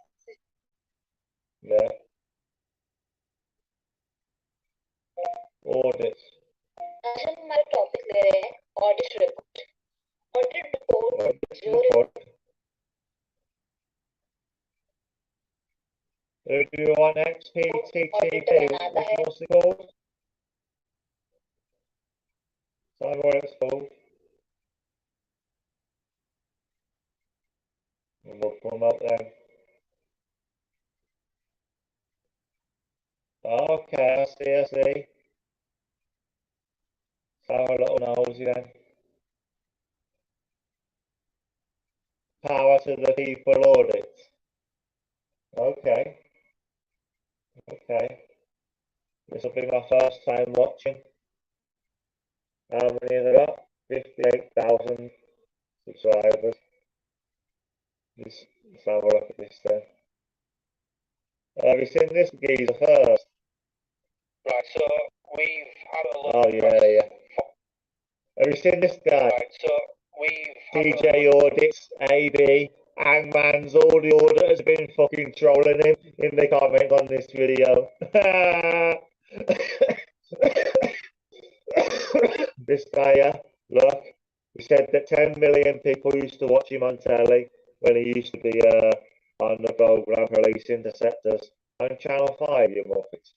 No one ever watched 10 million on Channel 5 having our speech. Yeah, this guy's going to tell us about auditing, yeah, from a police perspective. Right, so we've had a lot of requests for auditors, and I didn't know what auditors were. I thought it would be like looked at your books when you had to do a tax return.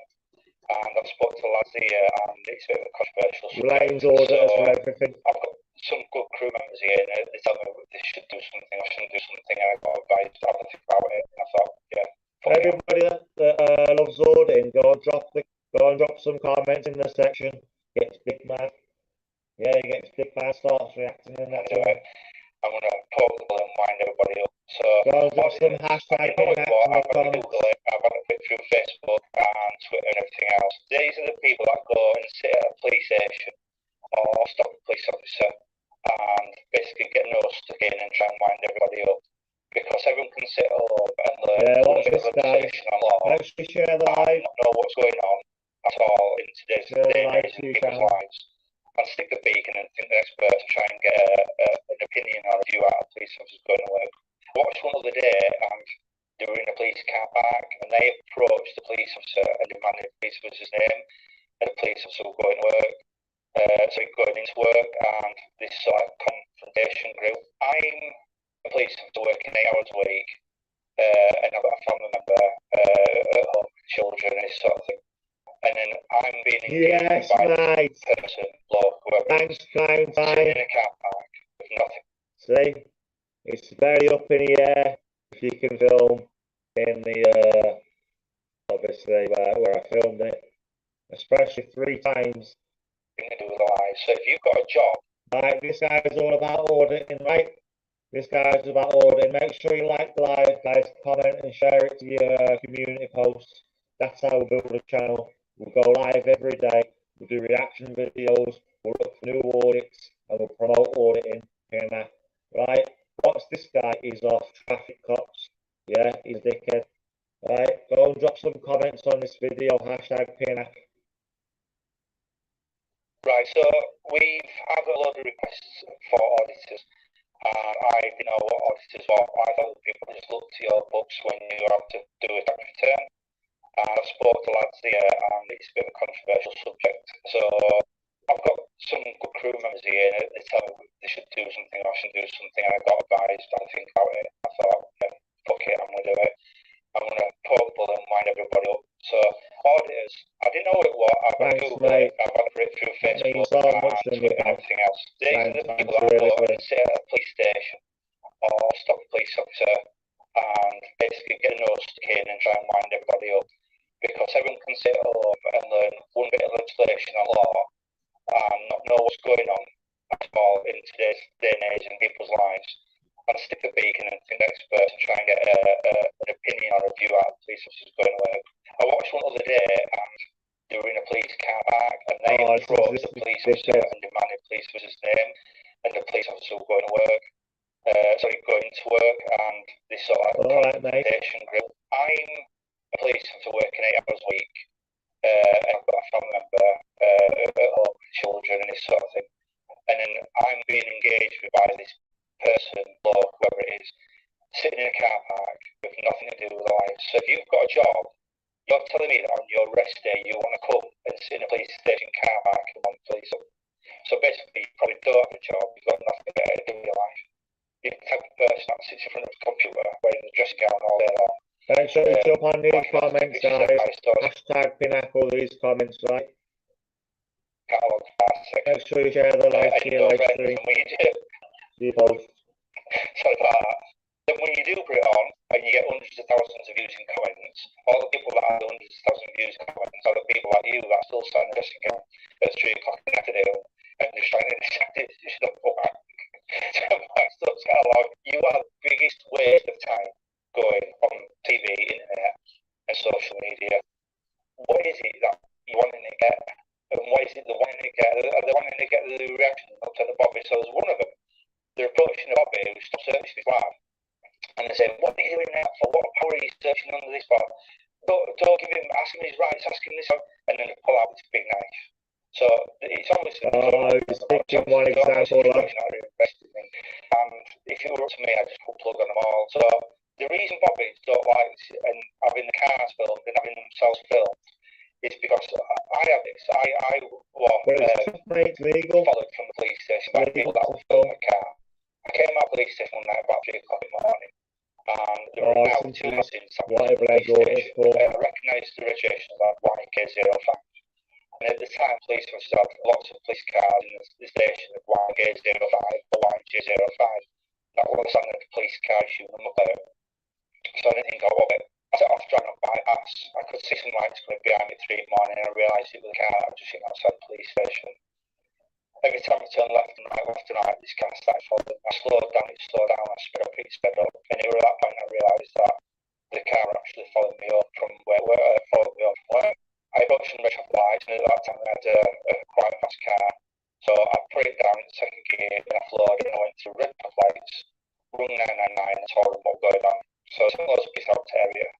I lost this car, and by the time I got home, pulled up to the driveway, went to the front door, and had a big old wooden front door in the old house at the time. And I had price marks all outside the door, so basically, someone had been trying to break into my house at that time. Police came out and put panic alarm in my house for 6 months. Within 2 days, I followed home again. I got out of the car and I was wearing all black. The car that followed me turned around, didn't see me stood in the driveway. I could even put the window down on the car and went, yeah, that's the house there. They saw me and made off at high speed. Both cars have been following me around fitting number plates. Now, you telling me that that's normal, you tell me that that's safe, and you telling me that if you had a family, he blames orders you were scared on over for your family. So we're going to work your numbers in cars. Right. That's why we're concerned. That's why we're picking on you for sure outside the police station. It's just not normal. Why would you want to sit outside the police station and film people? Have you got no better to do with your time? So that's why people like police officers get defensive in what they're doing. I didn't like it. I didn't like getting followed up, and I didn't like getting my car filmed.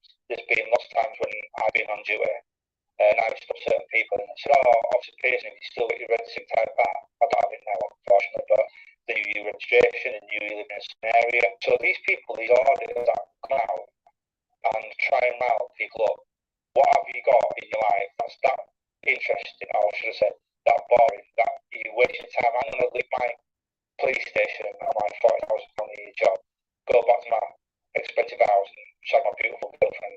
You're just going to sit in the car. Can I say this? I said it's got more sense to go. Because that's what it is. And what you're going to do is sit on the grass verge outside of the police station trying to wind people up. You serve nothing positive for anybody. That's basically all I say about that. So that's his views on auditing. That's his views on auditing so far. So let's see what else he's got to say about it. I just need to give me 2 seconds, guys. So what do you think about that? He's moaning and trying to blame auditors of this and that, saying somebody once followed him home, and one time he's seen an auditor and they said, what are you searching for? And the guy had a knife.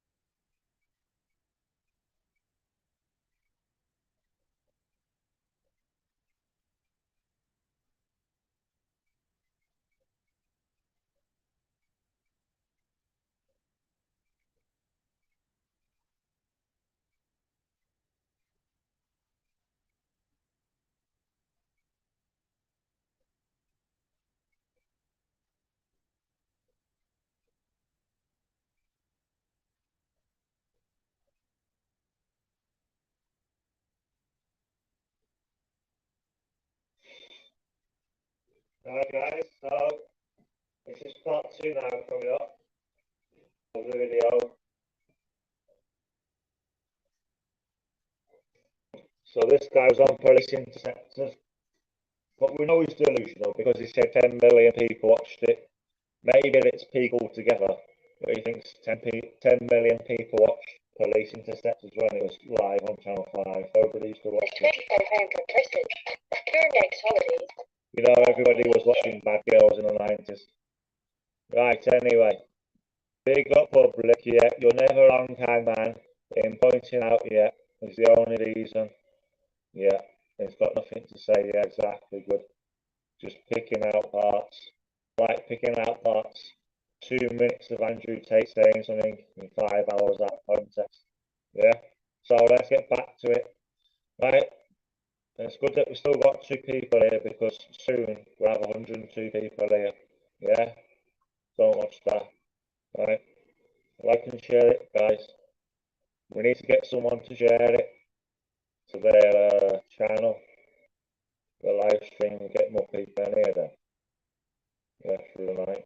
Friday night as well, isn't it? So, right, here we go. Right, let's see what it's going to say. They're not breaking the law. They're not breaking the law. They're allowed to film. Well, put it this way, when we were on interceptors, we had our body cameras on, and we had Channel 5 with us. Then we'd have 1 or 2 idiots that when we were locking someone up, and we pushed them against the side of the camera, yeah, push them with force, get your arms up your back, you locked up this stuff. I'm filming you, he's going on my channel, I'm filming you. And you're like, well, yeah, it's going out to like 60, 70 people, we've got Channel 5 behind us, it's going out like 10 million. And they're filming us. He said you only get 60 or 70 views. If you cut that out, or don't put that, it's going to look bad. If they see something illegal, it's watched by the bosses. And regardless of what you say, the bosses are going to cover it up when I've done something wrong. So we're not bothered about being filmed. That's not an issue. People are entitled to film us when we're at work doing a job. They don't know what we've stopped this car for. This car, that happens in it, it could be linked to a tourist event, it could be linked to a paedophile unit, it could be linked to X, Y, Z. All they see is just pulling Joe Bloke out of the car and lock him up. They don't know what's going on. So to stick the law in and get involved in that, let's say as well, it's bizarre. You don't go to McDonald's, do you, and when they're giving you a burger, ask to see their hygiene certificates. You don't go when you're in hospital, you're going to have surgery. Start saying, Doctor, you know what's so bleeding. You know what I mean? Who's your anaesthetist? What qualifications have you got? I know law. It's like, just leave them alone when they're doing the job. And after they've done the job, ask them to say, right, I want to know so I'm entitled to know X, Y, and Z. But don't come up and talk to me and demand to know my name if you're just going to talk to me for just to try and wind me up. It's not so much that. That's the issue. It's just sitting outside secure units. They sit outside MI5, MI6. They sit outside Buckingham Palace or Downing Street. They sit outside police stations. You've got to understand we are police officers just going to work to pay for things for his family. We don't want in our car that personal registration plate to go on the channel in front of 100 cars. Is this in black and white? Take you outside. No, it's not in black and white. Look. And then it's just a projector. On YouTube, it's not an issue. But a lot of these people have got got children, or they've got loved ones. They might be in a specific role. They might be in counter-terrorism. They might be in a kiddie defending unit. There might be an undercover officer that's on a long-time job on a certain unit that don't best to go on TV. And all you're going to do is you're going to go and you're poking someone. I don't need to be poked. And all you're trying to do is get a reaction out of them. What are you filming in a police station? Why do you just go to swimming baths? You know what I mean? Why don't you probably get more joy if you're going out there to ask for a bomb? So that's a police officer saying, all auditors are losers. Why don't you go and film a swimming bath?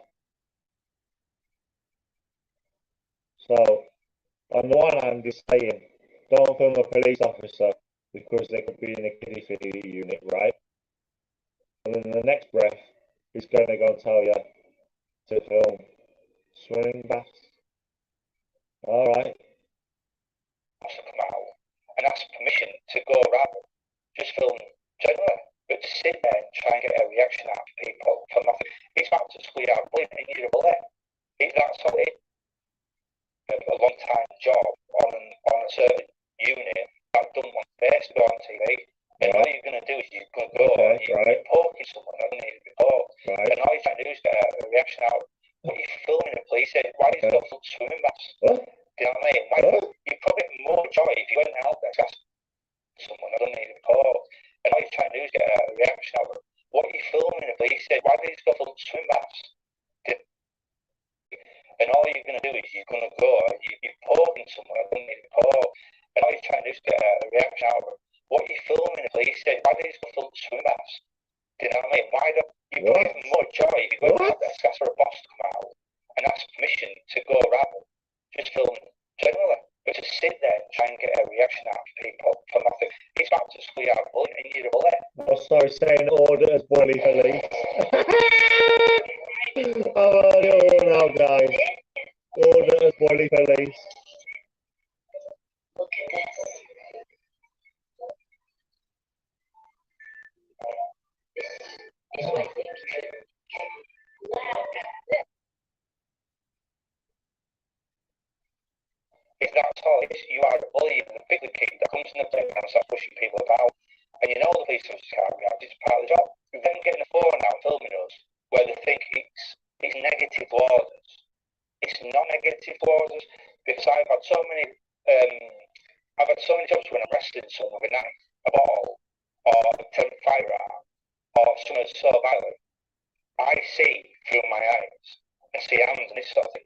I don't see anything that's happening because of side vision. I don't see anything in that eye vision. I don't see anything that's gone on. I don't see if they've got any evidence. When they're filming and they post it up, they're giving us a second set of eyes to the situation. What I'm already doing isn't going to change the fact I know there's someone behind me with a camera.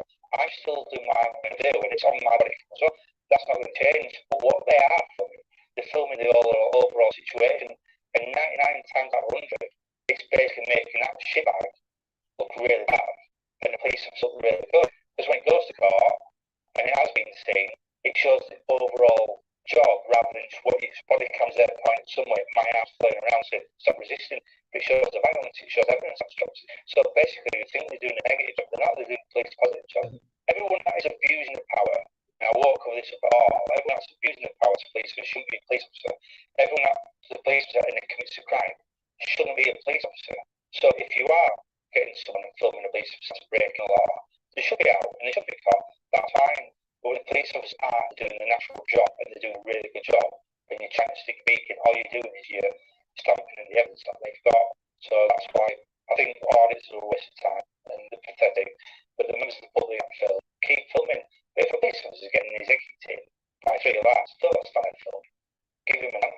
Can I just say one more thing? Give him an hand. When these people have been to police station, I've been there, and they have stopped me. So the auditors are the most useless thing ever. But if you're not an auditor and you're filming just for public, if you're just filming in public and you're not an auditor on YouTube, yeah, just say you film police stations for your own private use, yeah, then if you see him getting his head kicked in by 3 guys, don't start filming. Give him that. And can I just say one last thing? What? And the pathetic, but the members of the public have film keep filming. If a police officer is getting his executed by 3 lads, don't stand there filming. Give him that. And can I just and now he's asking for a hand. So he doesn't want you to film, but if you are filming and you're not on YouTube and you're in the public, even though that's what we'll tell them, then give him a hand if he's getting his head kicked in. So my question to you guys is, would you give him a hand? But one last thing. When these people have been to police station, I've been there, and they have stopped me because I've done the walking show. I'm being honest, I've given Bradford's correct answer of being a bobby. I was told him to fuck off.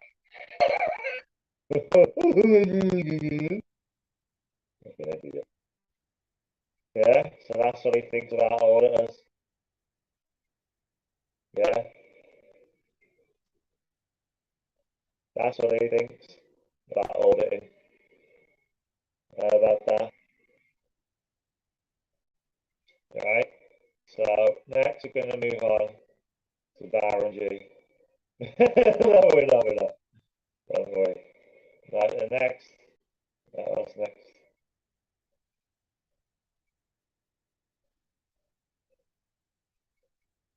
Darren G's been targeted by James English's firm. Oh. Let's get back onto the subject. Let's review this then. Let's audit Darren G.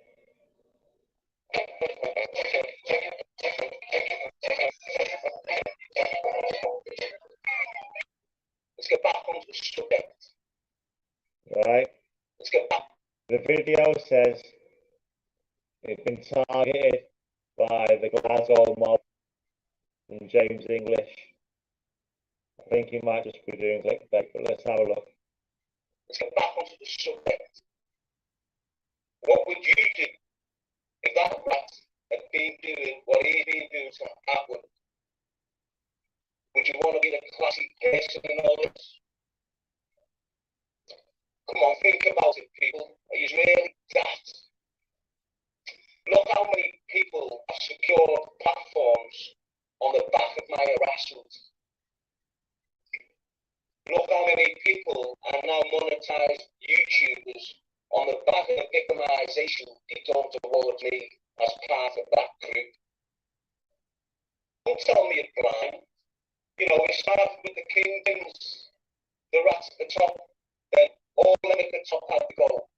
The rates, the Atwoods, all the Appellate shouts, and then they just put a little cloud there. Snitchy Bonaparte, then Ratchet, Stalker, Trolls, Uncle K, Rattle. All these got pulled into the What's he on about? So he's on about other. So there he's on about Sean Atwood and all that, but he hasn't mentioned James English yet. Who the fuck's that? You see them now? They've all got monetized YouTube channels. So he thinks that's off the back of it. Exposure TV, what Brian Cockrell is behind. You see Brian Cockrell, Stephen French, and Ben Spann, all attacking. Because I can and I am public and no one. Yeah, exactly, Mudslinger. Ages trying to shut my message down. Well, Brian Cockrell's a good man, so I don't know what he's on about. Even though it sounds exactly the same as Brian Cockrell's got his own story. Choose a Life, Not a Knife UK. And he's just shut, he's rambling, but I'm not. The people who have been on this subject for the past 2 years have seen exactly what happened. They try and wreck his story. After they wreck his story, they sabotage your character. When they sabotage your character, you think you're cancelled out and you're finished. But some of us can survive because some of us are survivors. Some of us have been through enough psychological harm to handle the psychological harm. The other person watching is Mudslinger. The other person watching. YouTube channels, throughout your Instagram channels. Ghosting us. These are all horrible, poisonous, money grab rats. It's all messed up in the head, but you're blaming everyone else as if everyone else is messed up. These are there now complaining that people are clickbaiting off you when your whole channel is made up of clickbaiting us. You've now got the audacity to sit there and say people are clickbaiting off you. You want to get clout on the back of you. Everything you've done in the last 18 months related to YouTube, I'm talking to about 8 of you. It's all been about clickbaiting other people's lives, other people's content, other people's ways of doing things. What have you had with me? You've had me sat on your calendar speaking facts. And when I've been speaking about it 3 years ago, 2 years ago, they've been coming true. And that's why some of you come back to me and carry on listening. Ignore the shout about me mental health. Ignore the shout about his bum. He's this. I'm one solid individual. And the key word in that shout there is individual. I'm not part of no secret group or poisonous group of dirty old men that think it's okay to drug young women and do what you like to them. I never have been and I never will be. I've always been an outsider. I've never been in the box of choice with the boys. I've always been the observer, the one that waits, the one that attacks when it's time to. Nothing's changed.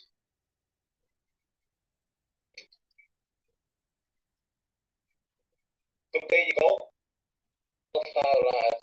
My opinion on what's going on between Atwood and the Wide Monster is it staged? It's been meditated. We've seen it a couple of times. We've heard about the consequences. We've heard about what will happen if this doesn't go down, but none ever goes down. One-eyed monster does it a couple of times a year with different individuals.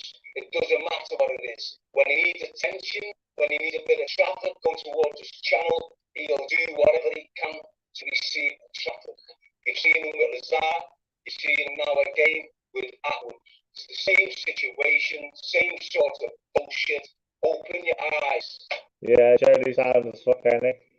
The end of that What are you doing, Muslim? I'm just sitting there getting it. We apologise. Having a Everything's huge one. fantastic. Blah, blah, blah, blah. I'll retract my copyrights. There's only one wrong person.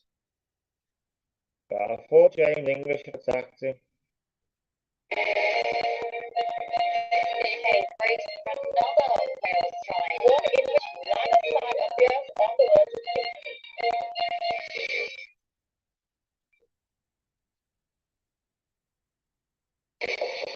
Right, we're going to go a little bit off.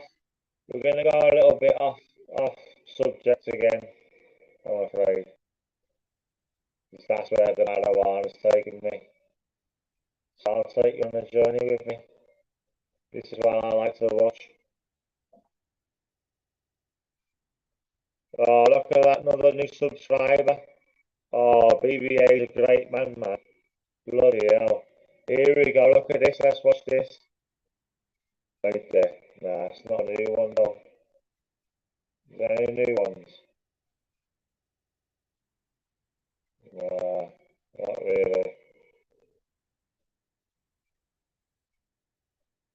Watch them all. Who knows about this? World War III, planned for the UK. How about it? Tank weapons. The UK, nonetheless. The UK has not got enough weapons. The UK has only got enough weapons to defend itself for 5 days. If it was attacked. Supply of air defense. That's it, 5 days. Missiles and anti-tank weapons. The UK, nonetheless, started shipping them to Ukraine about as fast. Yeah, and we've been shipping the last of what we got to Ukraine. Yeah, and I've already said.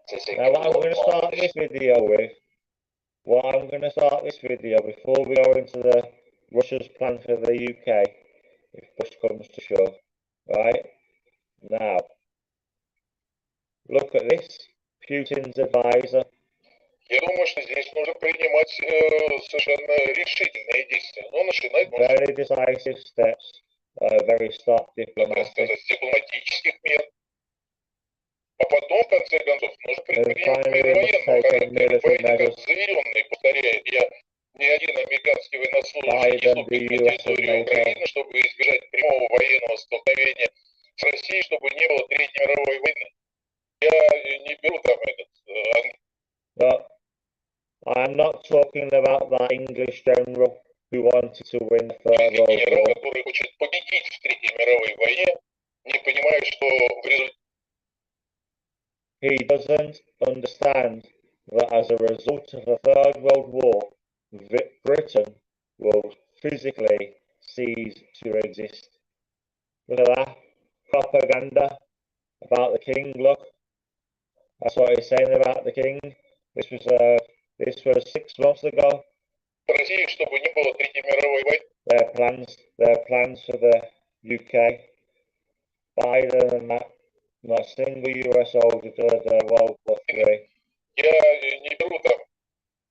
I'm not talking about that English general or king who wanted to win the Third World War. Английский генерал, который хочет победить в Третьей мировой войне, He does not не понимая, understand что Britain в will cease результате to Третьей exist. мировой войны Британии вообще не будет, физически ее не будет. Will be obliterated. С лица этой земли. The island will Где-то vanish, жить будет, я не знаю, или его and потом. all the descendants. Можно сейчас демонстративно перебросить в Калининград ядерное оружие. Наш Because they're threatening to nuke the UK. And they're asking him, yeah, this is the other general. The London is the first one to be hit. Look at this. проведение первой воздушно-космической операции. This is in a second news article on Russian TV. При проведении первой воздушно-космической операции будет снесена вся космическая группировка спутников противника.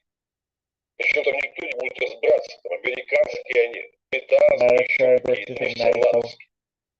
Второе, это будет подвальная система противоракетной обороны. We will have to shock the system and we'll have to shock NATO. There's only one place we can shock NATO 100%. На 100%. Везде. Третье, уж точно никто не начнет с Варшавы. We will not start with Warsaw. We will not start with Paris. And we will not start with Berlin. That is not enough of a message to send to NATO. The first place we will hit 100% will be London. This. На 100%. Везде. Третье, уж Need to wake up, people. начнет с Варшавы, Парижа и пирамидок. Первый это Лондон. First place that will be hit will be London. Yeah. So now you go from that, yeah, then you jump onto this. What would happen if, yeah? So we've even got American YouTubers, yeah.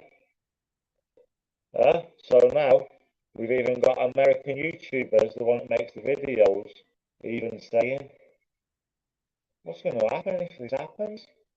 The United Kingdom is no longer seen as a Tier 1 fighting force. Yeah, we're now a Tier 2 fighting force, which means we can't protect ourselves for more than a month without getting somebody else to help us. We're fucked. Said a U.S. senior general in a private conversation with British Defense Secretary Ben Wallace. Upon the news breaking, the British public was outraged at the U.S. until defense analysts began to appear on talk shows to explain that the assessment was in fact correct. According to a British analyst, the UK military was unable to protect its home islands, let alone help defend its allies. How in the world did one of the world's most premier fighting forces get to a state where it couldn't even defend its own homeland? And what would the UK do in case of a third global war?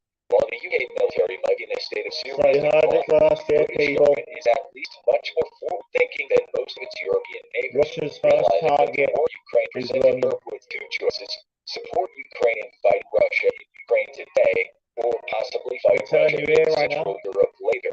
The UK opted for the former and opened up its armories to the Ukrainian military, despite the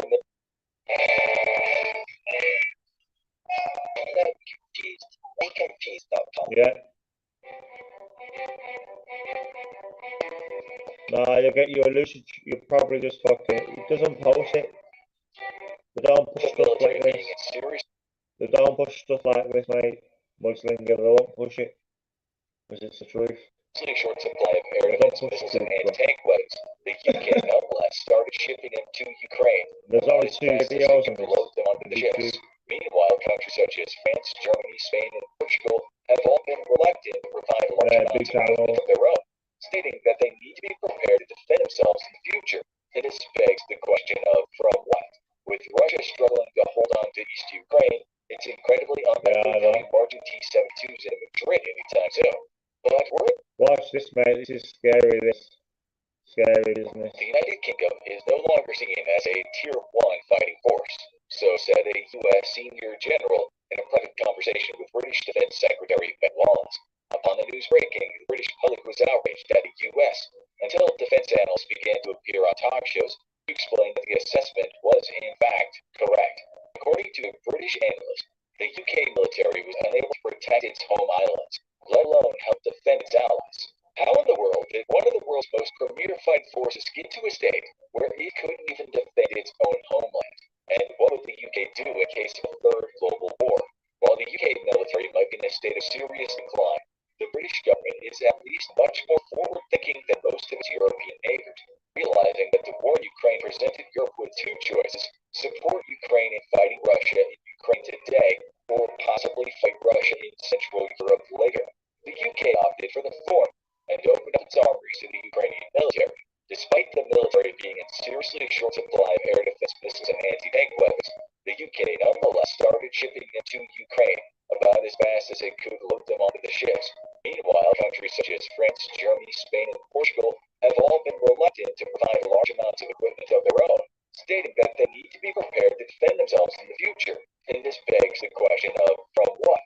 With Russia struggling to hold on to East Ukraine, it's incredibly unlikely they'll be marching B-72s into Madrid anytime soon. But were the UK to find itself needing to fight Russia head-on, the end result is very much in question of the atrocious state of the modern British military. How did the lead fighting force, America's most capable Cold War partner, turn into what Allied soldiers in the Middle East would call borrowers for their propensity to never have all the kit they needed for a mission?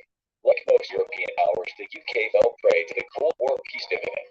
With the fall of the Soviet Union, Europe assumed that the new Russia would renounce its historical ambitions from the empire, beat all their AK-47s into plowshares, and resolve all future conflicts with tactical hugs. Defense budgets dropped significantly, and research and development as well as procurement programs all but atrophied.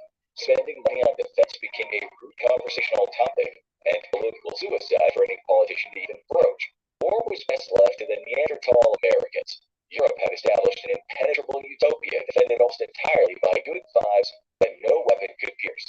On the one hand, it's hard to judge Europe for wanting to forget the absolute pants-browning terror of the Cold War taking place in their own backyards.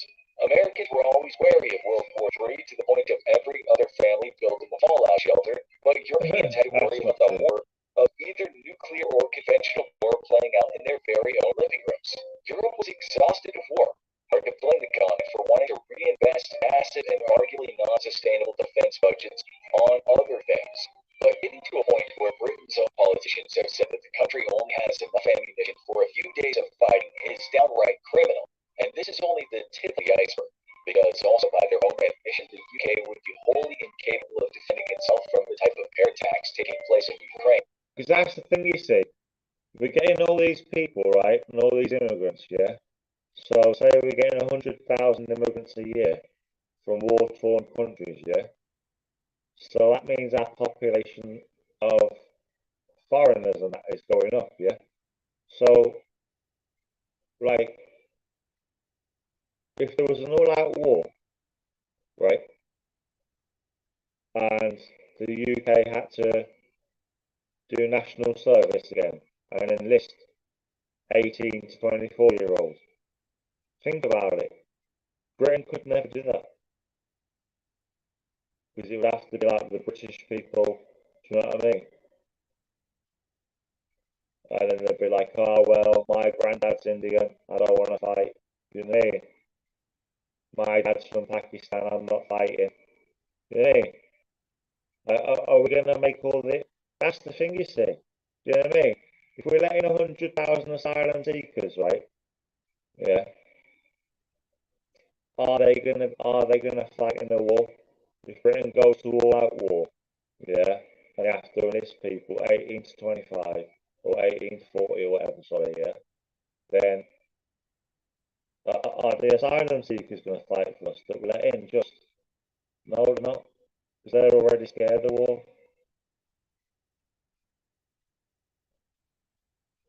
But where should the asylum seekers be if Britain goes to war?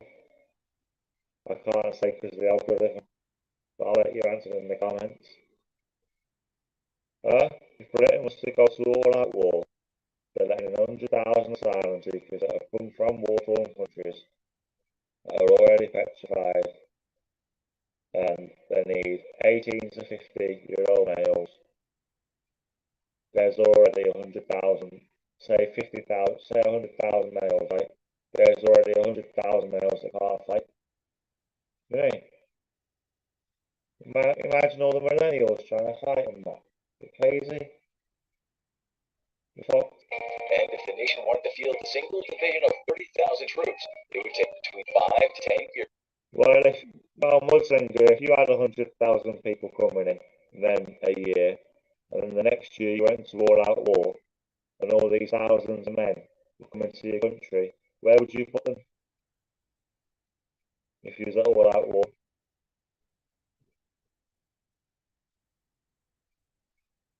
To equip them with sufficient tanks, helicopters, and artillery.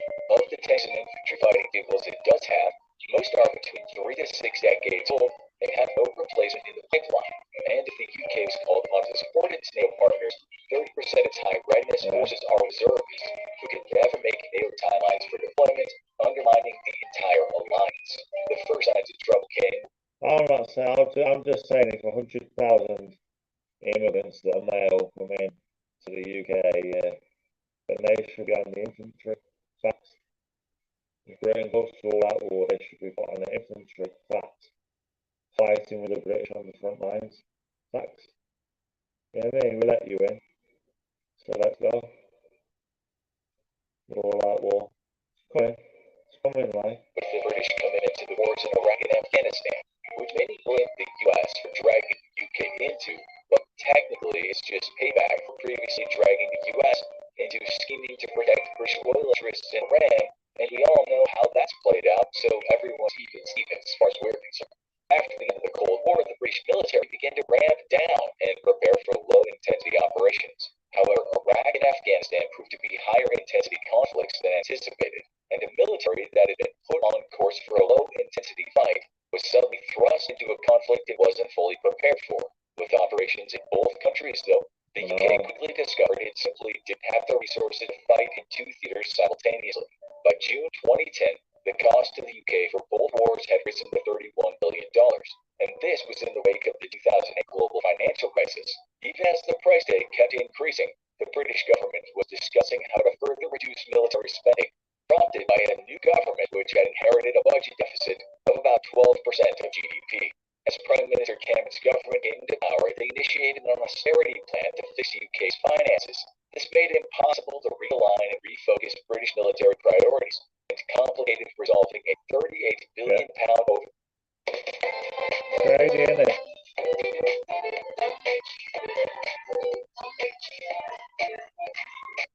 Overhang in the military equipment budget alone. The military equipment wish list was heavily frowned upon and thought exorbitant. And how are we going to send men and women to war if the men and women don't even know if they're men or women? Do you know what I mean? Given that the military itself had shrunk significantly from 220,000 in 1998 to about 102,000 by 2010, Cameron's government unleashed the Strategic Defence and Security Review, which was in effect a severe cost-cutting plan to gut the UK military. Under its guidance, the British Army shrank from 102,000 to 82,000, a 20% drop, and had 40% of its Challenger 2 tank fleet scrapped. Self-propelled artillery, much more expensive to equip and maintain than towed artillery, also got axed, with Britain scrapping 35% of its inventory. Another victim was the Royal Navy's HMS Ark Royale, decommissioned in April 2011, which eliminated its entire naval air fleet arm. Its 72 Harriers were sold to the U.S. Marine Corps for the bargain price of $180 million. Wow. A hell of a deal, considering at the time of their acquisition, the Harrier fleet would have cost the UK around $2 billion. With no carrier or maritime... That's fucked, isn't it? Selling 12 carrier ships that cost $2 billion to build and were sold into America for $180 million. Dropping the control capability of its own, Britain was forced to rely on its allies when it intervened in the First Libyan Civil War. Operation Elmi was an attempt to prove that the UK was still a relevant European power, but came at a severe cost as its military stockpile of precision weapons was seriously depleted, and to this day they have not been fully replaced. Despite this, the British military continued to experience cuts. Military leadership began to grow quite vocal with their discontent, appearing on primetime news shows to voice concern about the readiness of the UK military. In response, they were promised a 1% increase in equipment purchases from 2015 to 2020. The government also made plans to increase total defense spending by 5% between 2020 and 2021, and cancel round equipment cuts to Britain's tank and artillery fleets. There were also plans to bring back Britain's carrier capabilities to the Royal Navy. And then Brexit happened, hurling the British economy into turmoil. Following hot on its heels, the global COVID pandemic did its best to further ruin Britain's military reinvestment plans by dragging the global economy into the ditch. But then, the new Prime Minister Boris Johnson announced the largest investment in the Ministry of Defense since the Cold War, a 4-year funding deal that would add $21.9 billion to the military's budget and would be geared at rearmament and replenishment. Despite this, though, Britain was still planning significant cuts to its standing forces, specifically its army and its fleet of armored vehicles. Then, barely a year later, Russia decided to invade Ukraine, and Europe was shocked to discover that Russians had opted to resolve their problems with guns and artillery instead of the expected hugs. The economic disruption was global, and even more pressure was put on the UK military budget. Nonetheless, last, the UK has stepped up to the plate with $2.8 billion in military aid, over 200 armored vehicles, and 10,000 rounds of artillery ammunition. The real problem, though, is that the government currently has no means of backfilling everything that's been sent to Ukraine, prompting at least one MP to comment that the military can only fight for 5 days and then not defend the home island from invasion. So how in the world would Britain aid its allies in a Third World War? For decades after the Cold War, Britain figured that its role in any future conflict would be largely in the air and at sea, prompting its biggest budget cuts to fall squarely on the Army. Its fleet of Challenger 2 main battle tanks has shrunk to 213 vehicles, but that fleet is facing even more cuts, down to just 148 So how Challenger 3s many by Jesters have 2030. we got? But this won't be a new tank acquisition, but merely an upgrade program of its Challenger 2s. So, despite some increased capability, the We've only got 1,500 tanks, bro. overall program is a net loss for British ground forces. Given typical readiness rates of around 75%, by 2030, Britain might have just over 100 tanks ready for war at any given time. And even just half the loss rates of those experienced in Ukraine, Britain would be out of tanks within a month or two of fighting. Its 721 infantry fighting vehicles are facing the prospect of similar cuts as the Army transitions from the Warrior IFV. Oh, bollocks. Yeah, it's all down to the top now, isn't it? The UK, man. The United Kingdom is Oh, wait there. Long tanks for it. Cold War. The British military began to ramp down and prepare for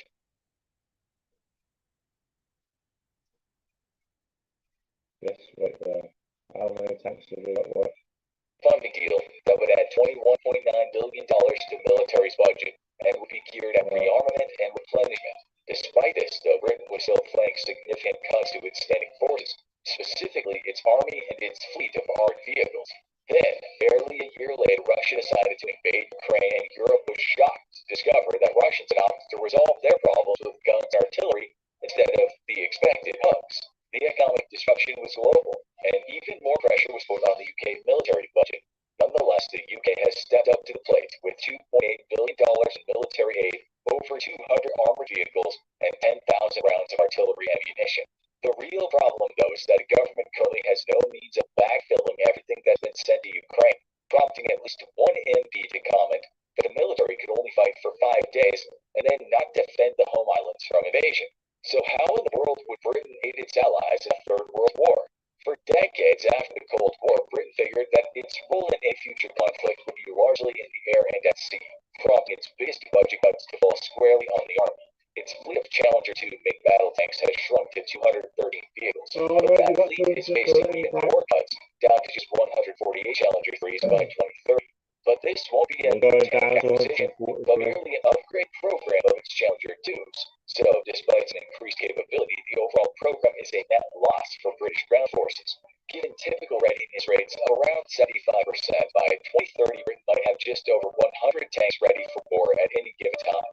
And even just half the loss rates of those experienced in Ukraine, Britain would be out of tanks within a month or two of fighting. Its 721 infantry fighting vehicles are facing the prospect of similar cuts as the Army transitions from the Warrior IFV to the Ajax IFV. It plans to acquire 539 Ajaxes by 2029, and it's almost certain that the total fleet will not return to even the 721 Warriors currently in service. The nation has a pathetic artillery force mostly made up of 126 105mm howitzers. Significant reductions to its self-propelled guns has shrunk its force to just 89 155mm AS-90s, with 32 of those transferred to Ukraine. The transfers are expected to be replaced by the Swedish-built VAE Archer, which trades armor for mobility, and the UK already has 14 in service. The Archer is a stopgap purchase, though, as the Army figures out what vehicle will ultimately replace its AS-90 fleet. Its rocket artillery forces number at just 44, and are in the process of being upgraded to fire the American GMLRS Extended Range and Precision Strike Missile by 2025. To support its ground forces, the British Army has 44 attack helicopters, with 2 of these being upgraded 44 patch attack variants, helicopters. the Is that it? AH-64E. The fleet is actually expected to grow, however, with a total of 50 new helicopters on order to replace its aging fleet of licensed-built Apaches procured in 2004. The once legendary Royal Navy has suffered significant cuts as well. At sea, Britain operates 4 ballistic missile submarines as part of its nuclear triad, as well as 6 nuclear attack submarines. The old Trafalgar class is being retired, with the HMS Triumph slated to be decommissioned as soon as it's replaced with the new Astute class. Britain has plans to purchase 7 of these nuclear-powered submarines, but as focus shifts to the Indo-Pacific and war with China, more purchases are under consideration. However, given how long it takes to build ships and subs, it's likely already too late for any future purchases to do anything but replace combat losses. In 2017, the HMS Queen Elizabeth was commissioned, marking a triumph for the Royal Navy's aviation arm to the world's oceans. Now the UK operates 2 of the Queen Elizabeth-class aircraft carriers, with each carrying a maximum of 36 F-35s, along with support rotary aviation, the largest vessels ever built for the Royal Navy. They pale in comparison to the 75 and 9 combat jets that a U.S. supercarrier could field, and which China eventually hopes to match, but are a significant move back to becoming a significant naval power. The F-35 also gives the UK an outsized punch against any potential adversary, namely China or Russia, though the nation has been heavily criticized by the U.S. after one of its former F-35 pilots was discovered to have been contracted as a consultant by the Chinese military. Its carriers are supported by 6 Type 45 destroyers, which are primarily equipped for an air defense role to protect friendly ships from enemy aircraft and missiles. These are supplemented by 11 Type 23 frigates, which guided missile frigates lack significant punching power against surface vessels. Instead, the Type 23s are optimized for anti-submarine warfare, leaving the anti-ship role largely up to its attack submarines or aircraft carriers. The Royal Air Force, meanwhile, finds itself in dire straits. Its air fleet has shrunk to just 137 Eurofighter Typhoons and 29 F-35s, which are jointly operated by its Fleet Air Arm. This leaves the Royal Air Force with basically just the Typhoon. Those are already being scrapped, with the fleet shrinking by the year. The RAF does have plans to procure between 60 to 80 total F-35s, though really sharing out half those with the Navy. The Tempest, now in development, is expected to make up the bulk of the Royal Air Force by replacing the current fleet of Typhoons. But given the history of the British Arms procurement, the Royal Air Force's outlook is grim as it attempts to defend British interests with a fleet of less than 200 combat aircraft. To make matters worse, the RAF has no operational advanced early warning and control aircraft, with an order for 5 being reduced to just 3 and expected to be delivered in 2024. It does still maintain 9 Poseidon anti-submarine and anti-ship aircraft. Love holidays. With deposits in 25 person, there are only a few tips between you and your next summer holiday. Love holidays. The smart way to get away. With the marks. Where is everybody else? Captain Trevor, what order? Ship aircraft, however, as would be expected given its duty to defend the UK, Greenland, Iceland line against Russian ships and submarines in case of war. So, how would the UK fight in a Third World War with such an anemic military? Britain's role in a future conflict would be relegated to a support role, a serious demotion from its frontline role in both world wars. In a European conflict, Britain's biggest contribution to NATO would be its role as an unsignaled aircraft carrier for American long-range strike aircraft. With no dedicated bombers of its own, and such a small air fleet of which only about half would ever realistically be operational at any one time, British fighters would be best used to ensure the skies over and around the British Isles remain safe for Allied aircraft, especially for big American bombers like the B-52. Its Navy's greatest contribution would be in securing the all-important UK, Greenland, Iceland line, a picket line stretching across the North Atlantic. Russian vessels would seek to cross this picket in order to attack American shipping in the Atlantic. Though, given the state of the Russian Navy today, only its submarine forces would pose any threat. These Britain is well suited to tracking and destroying, given its fleet of Poseidon aircraft and frigates. Britain would struggle to provide significant firepower for a land task force, and its forces would be relegated to a reserve force to be held back and used in case of any break. As it would be weeks of Britain to fully meet its NATO commitments, its army would be important in relieving combat exhausted or depleted NATO forces from other nations. But lacking significant firepower, Britain's days as a frontline force are well in the past, as the next major global conflict is likely to occur in the Pacific against an increasingly belligerent China. Britain would be ever more hard-pressed to seriously support its American and Australian allies. However, a 2023 UK-Japan defense agreement has greatly increased ties between the two nations and allows for the deployment of their militaries within each other's nations.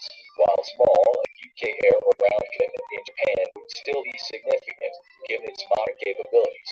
And in war over Taiwan, one can never have enough combat jets or ground-based air defenses protecting Japanese airfields. Its attack submarines could pose a significant headache for China, given their extreme stealth and lethality against the People's Liberation Army Navy that's still lagging significantly behind in anti-submarine warfare.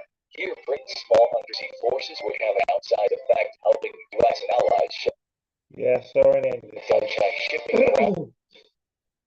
We'd have to rely on somebody else.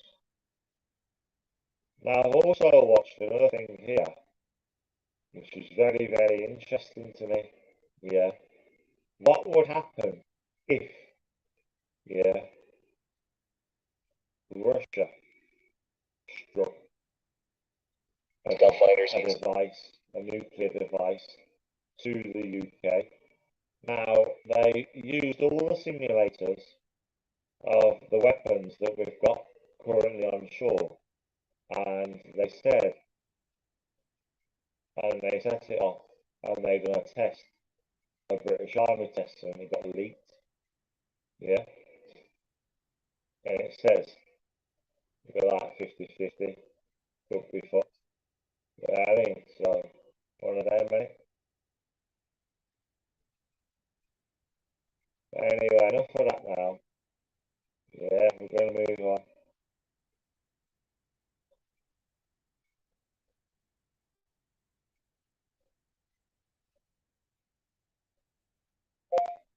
Four twins. Getting that from YouTube. That's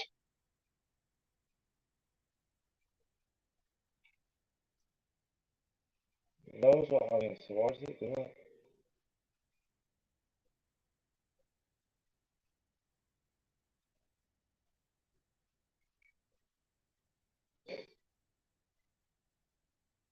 Okay.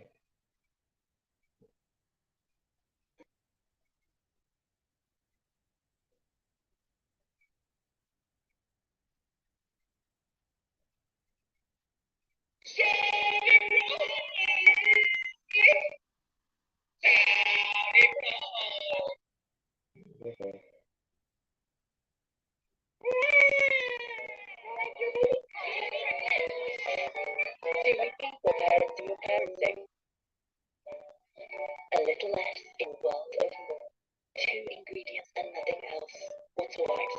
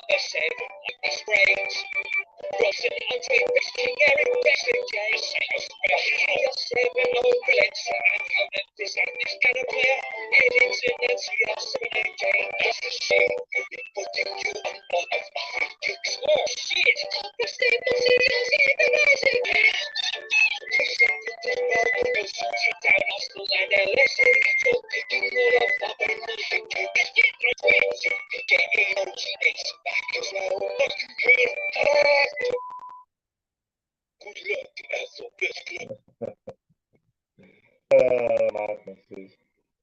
What's going on here?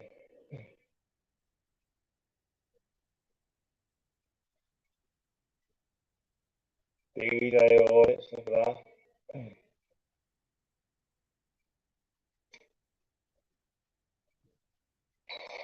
Hey guys, this is Amy. I'm here in town called Rugby. Luckily, that's right here.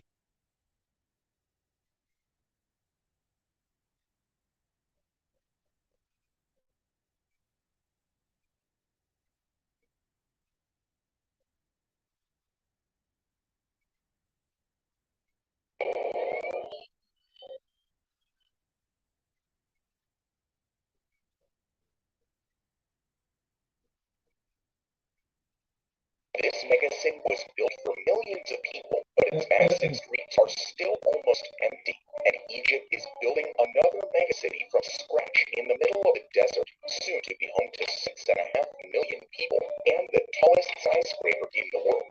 As of today, no one moved in yet, but will they manage to fill it with people? And then there are plans to move Jakarta, one of the largest cities in the world, to this still empty plot of land in the jungle. So what's going on there? Why are countries building entirely new cities from scratch? Today, we want to dive deep into what is actually happening in these strange cities and explore whether these new planned cities are succeeding or failing. Let's start off with Naypyidaw, the new capital of Myanmar. This brand new capital city was built from scratch between 2002 and 2012. Today is Myanmar's third largest city by area and has everything a city needs. Yet it has become known as an eerie ghost capital. Far fewer people live in this city than expected, and apart from its distinct lack of people, its purpose is also quite mysterious. The official reason for building Naypyidaw is that Myanmar's former capital city, Yangon, is overcrowded and has little space to expand, but there is some evidence that suggests that the real reason for building this strange new capital may actually be a strategic military move. For example, the construction of the city was kept a secret for a long time. About 25 construction companies quietly built the city for roughly $5 billion. And suddenly, in 2005, the government announced that it would move its headquarters 320 kilometers away from Yangon to this new city that barely anyone had even heard about. But there's more. The location of the city is very remote, with poor access to the sea, which makes it difficult for any enemies to invade the capital. Also, the road system is strangely laid out in a very inconvenient way, which makes it difficult to get from one part of the city to another. There's also a 20-lane highway, large enough to serve as a runway for aircraft. But this strategic move may not only be for defensive purposes.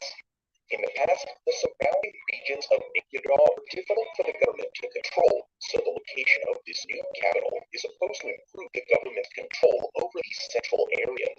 Overall, Naypyidaw seems to be the strangest capital city in the world. Although the population is now growing by about 6% annually, the total population today is still only around 750,000 people. This number is far below the 9 million people that the government had originally planned for Naypyidaw. But strangely, Myanmar was not the only country that decided to move its capital city in 2002. In South Korea, the Sejong Administrative City was first proposed in 2002 to combat the uneven economic growth in the country and the congested capital city of Seoul. The project has been a hot political topic ever since. Like most capital cities, Seoul is overcrowded and dominates the country's economy. But in South Korea, it's more extreme than in other places. Half of the total population lives in the Seoul metropolitan area. That's around 25 million people. Therefore, in 2007, construction began on Sejong, and in 2012, government agencies began moving from crowded Seoul to the new capital, just 125 kilometers away. Did you know that every single bus links odors onto your soft surfaces? Then they get released back into the air so you smell them later. That's why Febreze created new bathroom. Press firmly and watch it get to work. Unlike the leading gel, Febreze continuously eliminates odors for up to 45 days. Breathe. Breathe happy.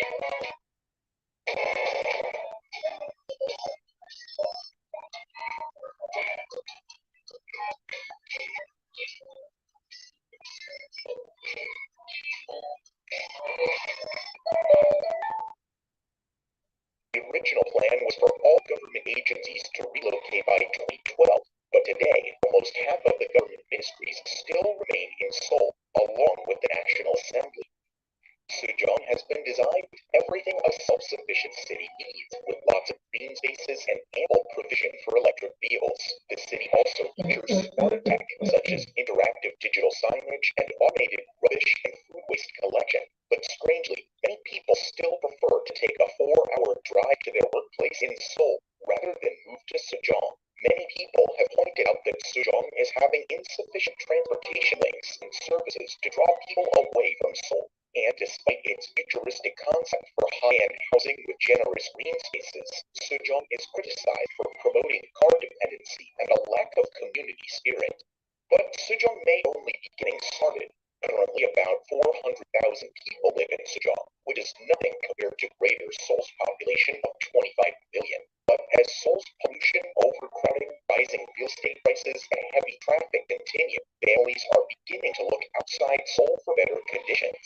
As construction on Sejong progresses, more institutions and businesses are also relocating to the future capital. And when Sejong officially becomes the capital of South Korea in 2030, the population is expected to reach 500,000 people. From there, the city is then expected to develop organically. However, only time will tell whether all government functions can be moved to Sejong during the next 7 years, and whether the city can fulfill its big vision. But Sejong and Naypyidaw are not the only new cities being built from scratch. There are numerous city projects around the world, such as Neom in Saudi Arabia, Bitcoin City in El Salvador, and Egypt's new administrative capital. The latter has already made great progress and appears to be one of the largest and most promising new cities planned. Egypt's new administrative capital is an enormous project located just 80 kilometers east of its current capital, Cairo. When completed, the new city will house the government and roughly 6.5 million people. That's about 70% of Cairo's current population. Although the new city remains virtually empty today, the first people are expected to move in this year. Nevertheless, the new capital is still missing a proper name. Therefore, the Egyptian government has even announced a competition to come up with a name and logo for the new administrative capital. But why is Egypt even building this massive city? To answer that, we just have to take a quick look at Cairo. Cairo is currently home to nearly 10 million people, with the greater Cairo region boasting a population of over 21 million people. And this number is expected to grow drastically to 38 million by 2050. Therefore, in 2014, the newly elected president Abdel Fattah el-Sisi proposed this massive mega project to alleviate the increasing traffic congestion and overpopulation in Cairo. At the moment, it's well into construction, with a visible completion of government, residential, and commercial buildings. Even during the pandemic, the government gave assurances that the pace of construction had not been affected and that the project was on schedule. As of now, the government district is already 98% complete, and the first government departments are ready to move into the new city and operate entirely from there in 2023. Egypt's new administrative capital will feature an international airport, a stadium and leisure district, a monorail to Cairo, and impressive mosques and churches. In addition, the city is home to the iconic tower, which has now reached its full height, making it the tallest skyscraper in Africa. But if all goes according to plan, the iconic tower will not fucking having a smoke. Egypt's moving its fucking capital and shit. keep this title for long. Egypt plans to start construction of a much taller skyscraper in their new capital city this year. Thanks for coming over and watching my videos on my guys. And will reach an incredible height of 1 kilometer, taller than any building in the world. The new city is funded by a sale of land by the Egyptian government and billions of dollars in loans from China. Additionally, the construction of the iconic tower is also being completed by a Chinese construction company. These financial ties and dependence on China are a constant source of intense political debate in the country. There are also concerns about the entire mega project itself, as it could become an exclusive city for wealthy Egyptians only. This would mean a lack of business and investment for Cairo, which could lead to growing poverty and overpopulation in Cairo. There can be no doubt that this new city is happening, but it remains to be seen if the new capital will be a success and how many people will actually begin. Another development is also under construction in Indonesia right now. Similar to Egypt's new administrative capital, the new city of Nusantara will also replace the current capital, Jakarta. Since the 1950s, successive Indonesian governments have spoken about moving the country's administrative capital away from Jakarta. In January 2022, the parliament finally passed a bill to relocate the capital city to a jungle site over 2,000 kilometers away, which is located on an entirely different island. But why would the Indonesian government commit so much money and effort to move the country's capital so far away? And when will it happen? Jakarta is famous for its overcrowding and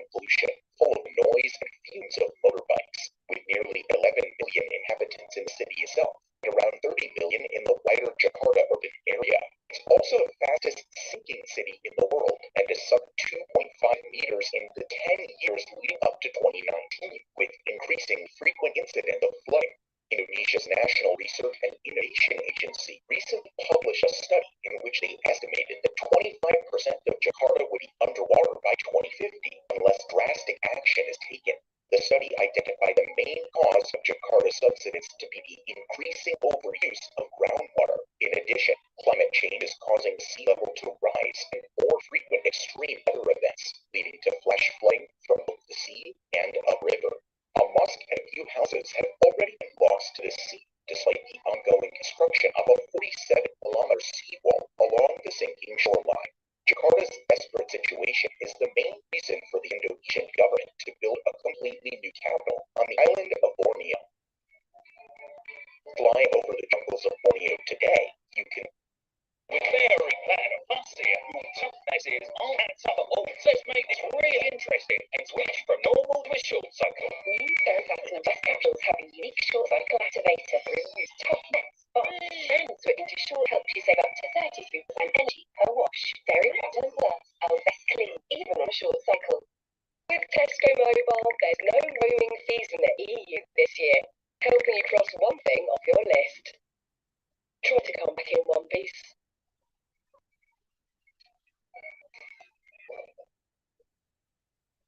You can see that the first phases of construction are already underway. Roads, access routes, and the sites of the main government buildings have already been cleared of trees. This new city will be called Nusantara, and it will be built on a 2,500 square kilometer site, roughly 3 times the size of New York City, most of which is currently rainforest. There are multiple reasons to locate Nusantara here. Borneo is more geographically central and culturally representative of Indonesia than Jakarta on the island of Java. It's hoped that Nusantara's construction will relieve Jakarta's overcrowding while enhancing economic growth in Borneo and throughout Indonesia. On top of that, Borneo experiences a much lower incidence rate of natural disasters compared to low-lying Java and other islands that suffer from flooding, earthquakes, and volcanic eruptions. The new sea will be built in 5 stages. Stage 1 began the ceremonial stage of the Earth in August 2022, and Five volcanoes that would go. Getting that from YouTube.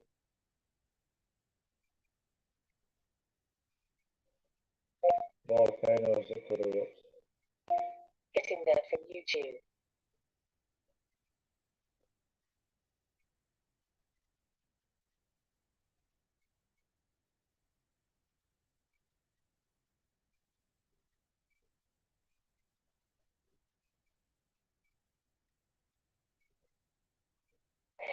Is there anything more ominous than volcanoes threatening to erupt? The USA is one of the most volcanically active countries on Earth. While some volcanoes keep Americans on edge as they become aware of potential dangers, other volcanoes lie dormant, patiently waiting for their time to blow up. Scientists know that it is a question of when, not if. A recent National Volcanic Threat Assessment by the U.S. Geological Survey cataloged 161 volcanoes throughout the country, 18 of erupt. The USA is one of the most volcanically active countries on Earth. While some volcanoes keep Americans on edge as they become aware of potential dangers, other volcanoes lie dormant, patiently waiting for their time to blow up. Scientists know that it is a question of when, not if. A recent National Volcanic Threat Assessment by the U.S. Geological Survey cataloged 161 volcanoes throughout the country, 18 of which are considered a very high threat. In today's video, we will explore some of America's most dangerous volcanoes that could erupt at any moment. Number 1. Kilauea, Hawaii. Kilauea is the youngest volcano on the island of Hawaii, but it is also one of the world's most active and most dangerous. Kilauea has erupted dozens of times since 1952, with almost continuous activity between 1983 and 2018. The long-lasting eruption in 2018 created streams of lava that destroyed some 700 homes. For 10 full years between 2008 and 2018, the summit of the Shield volcano contained a lava pond, which gave off an intense gas plume. This plume once again formed after an eruption that lasted between December 2020 and May 2021, and fed yet another eruption which began in September 2021 and is still persisting today. On January 5th, 2023, Kilauea began to explode, sending a burst of lava 164 feet into the sky and filling the crater with a thick layer of molten rock. The volcano is currently on orange alert according to the U.S. Geological Survey and is closely monitored by the Hawaiian Volcano Observatory. Number 2, Mount St. Helens, Washington. Mount St. Helens is the most active volcano in the Cascade Range and is also part of the Ring of Fire, a notorious region of volcanic and seismic activity that spans from the west coast of South America all the way to Alaska and the Aleutian Islands. Until its historic eruption in 1980, Mount St. Helens had a conical shape and was dubbed the Mount Fuji of America. But despite lying dormant since 1857, it had an explosive steam eruption on March 27, 1980, triggering an earthquake that registered at 5.1 on the Richter scale and led to a huge landslide. The impact was catastrophic. 57 people were killed and a 200-plus square mile area of trees was razed. The catastrophe spewed an ash cloud so large that it circled the globe and darkened the sky for hundreds of miles around the site. Because Mount St. Helens has produced 4 large explosive eruptions during the past 5 centuries, the U.S. Geological Survey maintains a robust monitoring program to detect signs of renewed unrest that are much likely to be repeated in the near future.